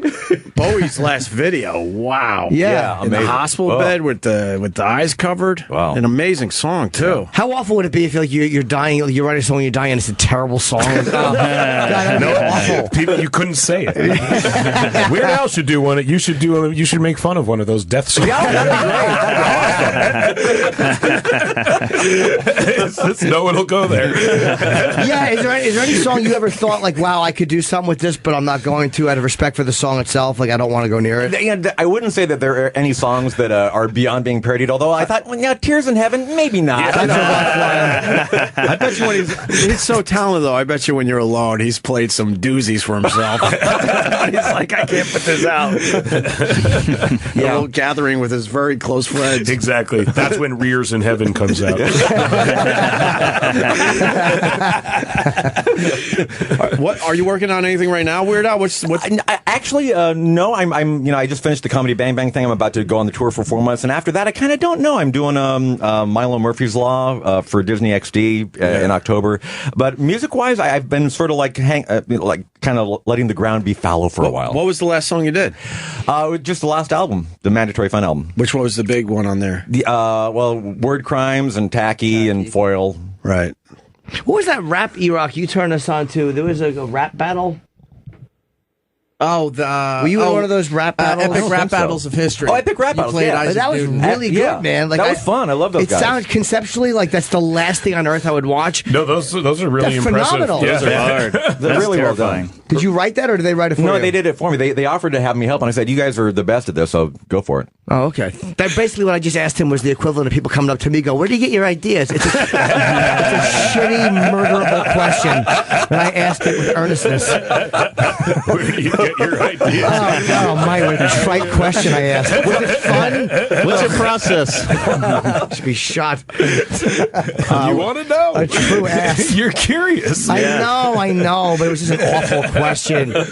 And Seth is here promoting Neighbors too. We should get that out there. It's going to be another big fucking movie for you, brother. I hope so. That'd be fantastic. Of course it is. That'd be nice. I would appreciate it. You all go see it. I think everybody will. I hope so. I think it's funny. I think it's actually very funny. Yeah, I love the first one. A little twist now. You're dealing with a sorority. Sorority has moved in next door. Yes. Yeah, of young teenage girls. Teenage girls are the scariest people on the planet. Yes, like telling me. There's nothing I'm more horrified by than like an 18-year-old girl. Yeah, 17-year-old. Yeah, okay, there's one thing I'm more horrified by than an 18-year-old girl.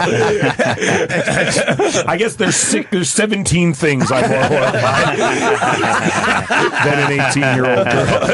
But other than that, they're the scariest thing. Why are they the scariest? Give me a... There's just no... I feel like I'm not... Like, I've never felt fucking older in my life than when making this movie. I literally don't know... I can't communicate with them. I don't know what the fuck they're saying. I don't know what they're doing on their phones. I don't know what these things are that add, like, dog fucking ears to their head and shit like that. Snapchat thing. Yes, I don't get any of that right. stuff. It's like another language is occurring, and they literally look at me like I'm 1,000 years old. Right. Like, there's no sense where I'm like, I'm a young guy. No, You can just sense they hate you, but you're not sure why. No, yeah, I just said it's because I'm a fucking old, like, You become invisible after I'm a just while. like I'm like their parents. Yeah, Right. Is anybody there? It's really horrible. But you hung in there for a while. I noticed, like with younger generations, you could. I call it hanging in there. Yeah. But now, no, man. I'm out. It's two fucking generations officially now. It is. Yeah, they're. I don't understand what's going on with them. Right. Yeah. Comedy sequels are hard to do. Like you know, what I mean? It's a very scary thing because typically they've gotten a bad. What's a great comedy sequel? There's been a bunch. I'm trying to think of some. I'm sure there are some. Godfather 2? Godfather 2 is hilarious. Godfather 3 the first two don't exist to me. It's only 3. I think 3 was all big. about going legit. That's all I care about. I think what you don't want is Caddyshack too. That's the go-to. No. Yeah. As a kid, I liked Ghostbusters 2 a lot. Ghostbusters 2, yeah. As I've gotten older, I've realized people don't appreciate that movie very much. Well, But it just I always doesn't. liked it. Some of the movies just don't hold up. I mean, at the time, they absolutely did all right with the second movie. Caddyshack 2 is not good. No. How do you have that much of a fucking drop? I think when you rewatch Caddyshack, you realize half of it is about the caddies, right? And you don't give a shit, right? And then the other half is Chevy Chase and Bill Murray and Rodney Dangerfield, and that's like the cool part.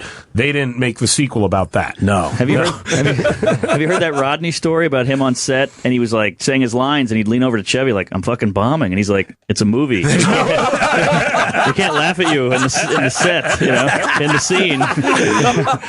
So let's dance. So let's dance is the weirdest moment in any movie ever in the history of movies. That he just says, "So let's dance," and then they all just start dancing. But it was also the time you didn't really have to wrap up the comedy. No, not at all. All of a sudden, it would just all hell would break loose because they didn't know how to stuff would happen. get a good ending for it. That was good cocaine back then. What about Blazing Saddles? How that movie ends? Yeah. What is it? Just happens. Oh yeah, because they just didn't know. Right. That's like hard to end a sketch too. SNL has had that. Occasionally they do it right, and occasionally they do it wrong. Well, it's hard. I remember talking to one of the writers for Mr. Show, a guy Brent Forster, who I know well, and he was saying the best part about writing for Mr. Show is you didn't have to end the sketches. Right. Like it would just turn into the next sketch, like a Monty Python kind of thing. Exactly. Exactly. And so it allowed them to come up with ideas that were so much weirder and stranger because they were just like, we don't have to wrap this up in any way, which would be and Neighbors 2, by the way, has no ending. So that's right. There's just 3 dots after. 3 little dots, and that Back to the Future to be continued thing. Well, it's weird. It's like that's the hardest. When you're trying to end, you don't want it to feel like, okay, here's the ending, and then people see like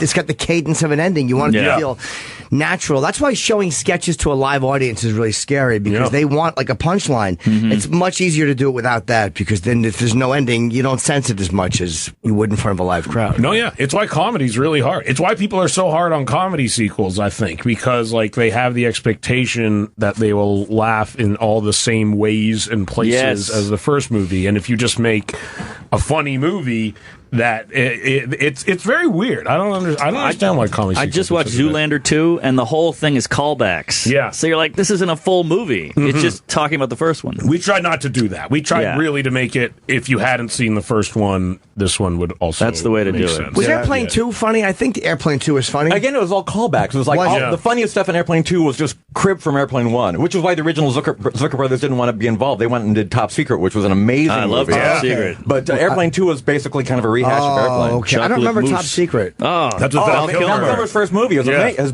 best work ever. It's really good. Wasn't I just humiliated by the entire You don't know Top Secret? I never saw Seems Like Old Times. Hang yourself!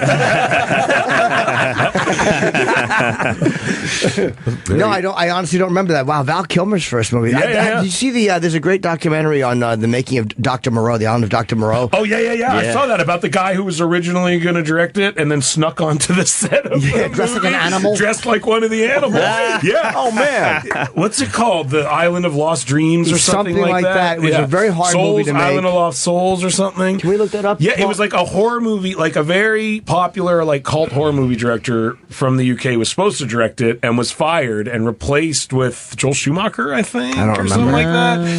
And then he snuck onto the set dressed as one of the animals to like spy on the production, and he filmed it and he made a documentary about it. And it's one of the weirdest fucking things you've ever seen. It's called Lost Soul: The Doomed Journey of Richard Stanley's Island of Dr. Moreau. It's really good. It's amazing. Brando was difficult, which is odd, considering he was always so easy. And he became obsessed with that little guy. He became obsessed with the little guy. Him and Val Kilmer. I used to think of Val Kilmer. They hated each other. Yeah. Like one would come out of the trailer, not until the other one came out of the trailer. And it's pretty ballsy of anyone to kind of try to one up Brando. Yeah, that is an odd choice. Why would you do that to yourself? That's crazy. Yeah, it's like you're not going to win. Best comedy sequel was Ace Ventura, right? When Nature Calls? That has some funny shit in it. I believe that's the one that they go to as far as the best sequel. Until Neighbors 2. Yeah, until Neighbors 2. People have been saying some people, not everyone loves it, obviously, because it has a lot of... Because there's assholes out there. A lot of assholes in it. But several people have said it's one of the best comedy sequels. Which, Neighbors 2? Uh-huh. It's going to do very well. No, Ace Ventura. I'm still talking about Ace Ventura. Go see Ace Ventura when Nature Calls. Rent that instead of going to the Neighbors 2. All right, I'll ask you. I did see that in theaters, and it was great. Hold on. Trite, hacky question coming up. What's your favorite comedy, if you had to pick one? My favorite comedy of all time? Yeah. Man, I think Ghostbusters probably is one of my favorite comedies. Used Cars? I like Used Cars. Big Lebowski is something that I don't like the way Used Cars was glanced over there. I don't know. To me, that is not one. It's not. All right, fair enough. I felt that deserved more of an explanation. He was being polite. He was being polite. He really did brush me aside. I play with your choice. I put it over here for you. We'll come back to that. Right. But no, Used Cars is good. Who did that? Is that Robert Zemeckis? Zemeckis directed it. Kurt Russell, Frank McRae. Back to the Future. I don't know if that's a comedy fully, but that I would say is one of my. I don't know why I like that. I didn't love it as much as everybody else did. Really? Yeah, I admire it for what it is. I guess because when our old buddy Anthony was on, they were so obsessed with it. I just never. You didn't get it. It's about a guy trying to get his mom to fuck his dad instead of him. That's a super weird plot for a movie. Yeah, but that's too close to home for me. I get it. It is a weird plot. A disgraced physicist and a boy are best friends. Yeah. It's odd. Yeah. John Mulaney has an amazing joke about where he's just like, he pitches the movie. He's just they made this movie. It starts, it's a kid is best friends with a scientist. I don't know if you would be able to make that movie nowadays. Yeah, it's not that really offensive. They'd want to know why he was friends with the scientist. That'd be the first thing the studio asked. Why is this teenager friends with a wacky scientist? Some of the aggressive, like almost rapey stuff. Like, I did something recently where you talk about like rapey stuff in movies, and it's amazing what they did in a lot of these 80s movies. That, now you do it, they'd be like, that's there's a scene in Animal House where a guy's debating raping a woman. Yes, and that's the scene. She's passed out, and it's like a joke scene. Yeah. Where there's like an angel and a devil on his shoulder, and it's essentially like, should I rape her or not? And like, I just picture like theaters full of people laughing hilariously. And it was one of those things I hadn't rewatched in years, and I rewatched it. I was just like, what the fuck? Well, he didn't do it. He didn't do it. No, you remember in All Nerds Do It Like You? In Revenge of the Nerds? In Revenge of the Nerds, he rapes a woman as well. He dresses as Darth Vader and has sex with a woman who thinks he's someone else. And she's like psyched when she finds out. She loved it. That was like 25 years ago. I mean, look at Eddie Murphy's act. Yeah, exactly. I mean, that whole thing is like, would be it's like a Donald Trump speech. Right. And no one complained. No. It was very rare. You heard someone complaining about a movie back in the day. Now, forget it. But it is fucked up. It is fucked up. They shouldn't have made that joke. But I guess at the time, people laughed at it's it. comedy. Yeah, I don't know. I Times enjoyed are different. Yeah, because it didn't translate into anything awful. As long as it doesn't translate into anything awful. No rapey devils in movies anymore. It's just, exactly. Only on our own shoulders in real life. Exactly. I think the Darth Vader rapist of the late 80s, I believe, was spawned from Revenge of the Nerds. What's your favorite song parody that you didn't do? Song parody. Mark Davis did one called Rice Rice Baby. Which is near to my heart, a song parody about food. I don't know Mark David. He also is Mark Davis. Sorry. Mark Davis. Mark David Chapman. Yeah, I know who he is. No, he's also Richard Cheese. That's his alter ego. Richard Cheese. We've had Richard in here. Do you guys know My Dick? Not the satirist. He makes funny songs. I sat on him once. It's the greatest thing ever. Yeah. He replaces all the words of the song with the words "my dick," and there's nothing more to it than that. But it is the funniest fucking thing you've ever heard. Aside from actually, that's amazing how that's the my girl is one we think of, right? Yeah. No, there's a lot. He does Baker Street or My Dick Street. There's you should look it up sometime. Are you kidding? We're going to play half those songs heavily tomorrow. entertain you. My Dick. We're going to do that tomorrow. Okay, so it's the title of the song is replaced by My Dick. The rest of and the lyrics also. It's also kind of rad. No, you never know what lyrics are going to be replaced with My Dick, like Piano Man or My Dick Man. I don't know how he reworks it. It's just random. It's like 70% just Piano Man with like the word My Dick kind of intermittently. He gets me my dick for free. Exactly. Yeah. You never know where it's coming. I got to hear one quickly now. If we can find one that we can go to really fast. Just look up My Dick. All right. There are some things you think of, like, why didn't I think of that? Like, that's right in my wheelhouse. How did Don't I go miss that breaking one? my dick. Don't go breaking my dick. Perfect. This is the full album. All right, here's the full album. Oh, wow, look at that. Dick on my list. Everybody, my dick tonight, dancing in my dick. A dick in heaven. Dick in heaven. He went there. He went there. Wow. Piano Dick is pretty good. Dick on my list. Baker Dick is pretty good. How about Fields of Dick? Two dicks. Holy shit. Dick on my lips would have been better, but dick on my list I'll tolerate. If I go down for one thing in history, I just want it to be known for bringing this to the world. Thank you. We're going to play a whole bunch of these tomorrow. I guarantee They're that. fantastic. Hey, I got to mention, too, off topic a little bit, a lot, actually. You're involved with Preacher. I am. Holy fuck. Yeah, we executive produced and directed the pilot in the first couple episodes of the show. It's going to be on AMC. It starts Sunday, I think, right, Eric? Yeah. You've seen a couple episodes. I saw already. the first 4. What is Preacher? I don't know it. It's a comic. Do they call it comic book? It's a comic book, yeah. Graphic novel, comic book. Yeah. They're no weird graphic about it. novel Yeah. is basically what they say these days. But it's like my favorite comic book of all time. And we've been trying to make it for like 10 Preacher? years into a movie awesome. or anything. Oh, cool. And it's us and one of the showrunners from Breaking Bad teamed up and made a super fucked up show. It's Nice. really Why did you crazy. like him as a superhero? He's not really a hero. Oh, he's like not. he's like an alcoholic preacher who like beats the fuck out of people. I hear comic basically. book. I think superhero. Yeah, no, it's like It's dark. There's no capes, there's no masks or anything. It's like a very weird kind of world. What you can't see is behind you is Travis, and if you could see the disgusted look he gave me when When I you asked said superheroes? I don't know. I don't recall. You're a sweet boy. I'm a sweet boy. I'm just getting up to the plate and swinging away, gang. That really was a stupid question. So the Archies, what did you love about them when they fought the Hulk? You should be fucking executed. No research doing asshole. and they don't hold back, E-Rock. No, it's amazing. I don't want to give anything away, but there's a fight. Give something There's away. a fight with a little bit. chainsaw in a church. Ooh. Oh yeah, It's so awesome. Well, I don't know. Hold on a second. Boy, I don't know how that's going to play out. Thanks for not giving it away. it plays out in a very unexpected way. Actually, All right. It's truly that's one of my favorite things we've ever done. That chainsaw fight. It's super crazy. It reminds me of old Sam Raimi movie, which is yeah. I watched the new Evil Dead. It was pretty horrifying too. Like the first one was scary, and I was like, the new one is going to suck. It was terrifying. No, it looks really it's Frightened fucking me a really lot. scary. It's gross. Yeah. Yeah, It's gross. I like being frightened. Do you ever write something too? I wanted to ask you before I forgot that's kind of going in a dirtier direction. You kind of I'm asking you, Al. Oh, me? Yeah, because you write cleaner stuff. Did Yeah. you ever write something that starts going in a dirtier direction? And you have to kind of pull it back. Like I know where I could take this, but I just can't do it. Do you want me to sing you the dirtiest song I've ever written? I would love that. Okay, for the show. Okay, it's a Jim Croce parody. I hope it's James Blunt. Okay.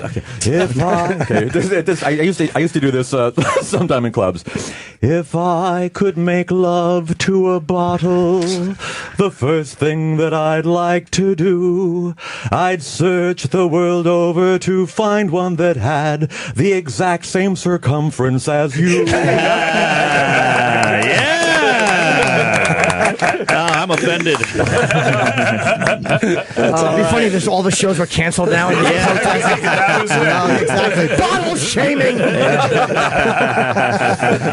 That's all right, man.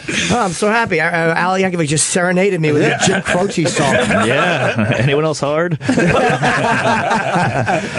Jim Croce killed, by the way, single plane crash, right? Fucking plane. The freakiest death ever. Is it a word, freakish?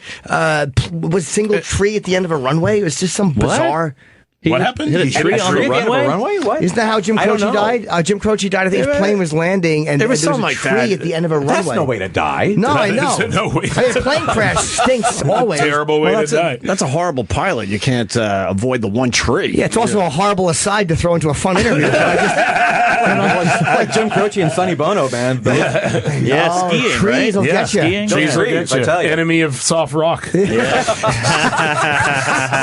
The mighty oak tree. Wow. There was a pecan tree at the end of the runway. Jimmy's right. Normally so pleasant. A pecan tree. They had to edit that it was a pecan tree. Couldn't you just say tree? The plane failed to gain enough altitude to clear the tree and did not maneuver to avoid. I love this little jab. Even though it was the only tree for hundreds of yards. Somebody at Wikipedia really threw a jab there. Yeah. They really did. Someone at that airport loved pecans. I just like them fresh. I don't like to go to the store. I know the tree's getting tall, but we love the pecans. You tasted them? Or the pilot hated them. Yeah. I can't tell Well, which yeah, is. there you go. The further they fall, the more delicious they are. Do you fly private, either of you guys? I've only flown private once in my life. Not a couple times. Yeah. That's all. Oh, you don't normally. traditionally do it? No. Financial reasons or just the scariness? That was a fast answer. 100%. It is better. Yeah, it's the But best. the maintenance scares me because so many performers very rarely go down in commercial jets. It's always like the private, chartered planes. So that kind of scares me. Plus $50,000 a flight is, That scares me. Yeah, that high? Me too. It doesn't happen as much anymore. I feel like now there was a point where, like, if you were a singer and you were getting on a plane, you were going to die. Yeah, exactly. Jim Croce proved that by just beating all the odds to hit the one tree. I always make sure there's no trees on the runway before I take it. Exactly. At least make sure it's not pecans. I love how they rub it in, though. Oh, they really do. The only tree for hundreds. It's a very judgmental Wikipedia. It's tragic enough. Even though, whenever there's an even though in a death story, well, they were asking for it. Despite all the... Oh, my God. It's a pecan pie at the funeral. Get that out of here! It's from the tree. It's from the tree. It makes it all worse. Sorry. Oh, wow. What a dick. And do you get hassled when you fly? You guys are fairly famous guys. I mean, you must get bothered. Not hassle. I mean, every now and then somebody will, like, say hi, I want an autograph. That's not hassle. Where's the worst place you've been asked to take a photo? Like, where you're like, ugh, but you seem like a nice dude, like you'll do it, but they bother you when you're with your wife or your daughter in the restaurant? Yeah, but I mean, it never gets to be like a hassle. I mean, what bothers me more is like the paparazzi, like, taking pictures of me, like, eating at a fast food joint. Like, I'm there with my family and they're like 2 blocks away with their telephoto lens, like, oh, he's eating French fries now. Oh, really? Yeah, it's weird. Just a silly photo. It's kind of creepy. I mean, come up and say hi and introduce yourself. It's like, oh, there he is 2 blocks away. Ah. Yeah. Well, there's something more interesting about spying on Al eating fries than just asking him what he's eating and you going fries. There's something to that. Wow, that's real fame. He's got those type of fucking people with the cameras. I don't think there's anybody going through my garbage yet, which is nice. No, but I'm so unfair. I could walk out with 2 nude men and no one would snap a photo. There's only one way to find out. I've experimented. No one took a photo. Eric, were you raising your hand or no? I just had a question. Oh, Eric. Okay. Everything that you've written, what's the most difficult that you found to perform live? Well, who are you asking? Oh. I don't perform live. There's some stuff that I can't perform live just because it's too hard to do it. Like I've got a song called Hardware Store. I was just going to ask about that. And that, which is a big fan favorite, but the bridge is like inhumanly fast. And in the studio, I think I probably had to slow the track down to be able to sing it. So there's some songs that are a little tough to do live. What was it a parody of? That's an original song. Oh, an original song. Okay. And it moved too quickly lyrically? Yeah, it's like a list of things on a hardware store, which is like, super, super fast. Well, can't you just talk about that before the show and go like, it's really hard to do this, and then when the bridge comes, just play it over an audio recording and then finish the song? Yeah. Or the other choice is just not to do it. That is what rappers do. Yeah, they just play the track and then they kind of... Because the breathing is so hard. Yeah. It's for them, I guess, the breathing. But I kind of like, I prefer to see like Ozzy repeating the same verse once, because he's dyslexic. He's a sweet boy. But I'd prefer to see somebody... You like to mess ups. I like a mess up, man. I love a live version mistake. Yeah, I'm with you too. Yeah, do you miss live? Because you were a stand-up at one point. Yeah, I do not. You started stand-up? I didn't know that. I did. I started doing from when I was like 13 to 18. I did. That's how I got an agent and how I started auditioning for stuff. The joke, the grandma stuff was great. Yeah, I wasn't bad. I mean, I was like I was like a B level comic, and I knew that because I would perform with people. Like when I first moved to LA was in 1998, and I would go perform at the little clubs, and the other people performing were Sarah Silverman and Zach Galifianakis, and they weren't famous yet, but they were these were the people that I would be one of them, and I would see them and just be like, I am not in the universe of these people. I think I'm a good writer, but I just didn't have a good stand-up persona. I had a hard time doing the same jokes more than once, which is not good for a comedian. And so, I stopped doing it. And then Judd made us do it when we made Funny People, to get back into it, and I did not enjoy it at all. Really? And one night, me and Jonah went up, and Louis C.K. went up after us and sat us down and explained to us that we were not good at it. Oh, it's amazing. It was a very serious. He's just you guys should. He's are you supposed to be good in the movie? And we're no. He's that's good. A little harsh. Good old Louis. It was very harsh. But was it a real audience, or were they actually? No, it was at the Improv. That's when we would go up in real clubs to work out the jokes, and then when we filmed the scenes, they would bring in people, but they would they were technically extras, but they would tell them to laugh as though it was a comedy club, and they would do full shows. Like, we wouldn't just film our, like, 2-minute thing. They would get, like, Russell Brand to, like, MC, and they would have, like, 5 comics, and then they would film us and then just edit it. It was a huge waste of time and money. Well, they don't know what they're going to show. It's like when I brought Bobby on, it was weird because there was the crowd was there, but they were extras, but they laughed. It's just bizarre. You didn't know. It is weird. Yeah, that is odd. Yeah. But no, I don't miss doing stand-up very much because I don't think I was that good at it. Every once in a while I'll get to like present an award at something and I'll get to tell like one joke. Yeah. Right. To me, that's like... Dude, those are harder. That's the hardest thing in the world to do, though. So, I saw you were backstage in a flimsy dress. It's like Chef of the Future. It's really hard. And then they pair you up with someone who's like, this person's job is to negate any comedy that may occur in this situation. Yes, exactly. You're a team now. Go get her. She's nominated for playing a cancer patient. Joking with you. Go get him, guys. Shit, I got R. Kelly. Every time you do stand up now, do you imagine Louis C.K. in the back of the room going, no? Yeah, just glaring at me. Have you ever told a joke at an award show or a Grammys or whatever it was that just shit the bed and just got nothing from all of those? Oh, yeah. Where was the worst? Oh, you've had it more than once. I've told several jokes at award shows. Just completely ate shit. Once at the Golden Globes, I told a joke about like doing cocaine with Mickey Rourke or something like that, and it was just like did not go over well. No, and then they probably all related to it. And then Darren Aronofsky came up to me after and was like, Mickey Rourke heard that joke and he's super pissed off about it. And I was like, oh, cool, great, fantastic. That was like, and I've done that a few times where I've not only done poorly, but like specifically alienated people. Offended people. And I really like. Yeah. Yourself? I've met Mickey Rourke.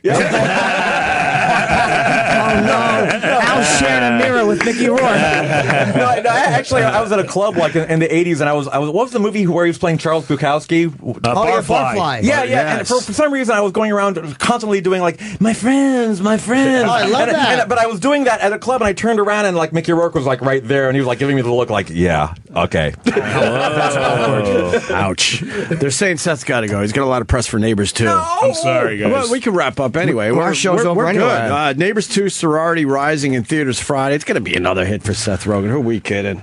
I hope so. And, Please go see it. And also Preacher on AMC. Big buzz on that whole thing. Yeah, I want to check that out. Yeah, it's great. Weird Al. You can go to where can you go to get the dates? WeirdAl.com. WeirdAl.com works. That's fine. And the album is doing really well, and there's a huge tour. And what else are we promoting? He's officially promoting Comedy Bang Bang. New season premieres June 3rd at 11 p.m. on IFC. That show's really funny. I recommend it. It was a pleasure to meet you, Weird Al. Thank you, man. And I hope you come back and see us. And whatever I said in the past, holy fuck. I have no idea. I'm sure he's going to tell me, though, in the corner. We're good, though. We're good. We're good. All right. Mark Norman is going to be on Conan on Monday. And also, Zany's in Nashville this Friday. Comedy Mix in Vancouver, May 26th through the 28th. He does a great podcast with Joe List, Tuesdays with Stories. And then Jimmy's got a whole bunch of dates. Second leg of the tour, JimNorton.com. I'll be in L.A. next week and Vegas, for tickets available. Just buy them all. Yeah. I really should, just to make myself finally look like an event. Exactly. Sold out in minutes. Standing room only. I want to thank Mark Norman. Come out to Vancouver. I need you. Of course, Weird Al Yankovic. I'm from Vancouver, so I'll send my friends. Oh, jeez. And Seth Rogen. We'll see you tomorrow.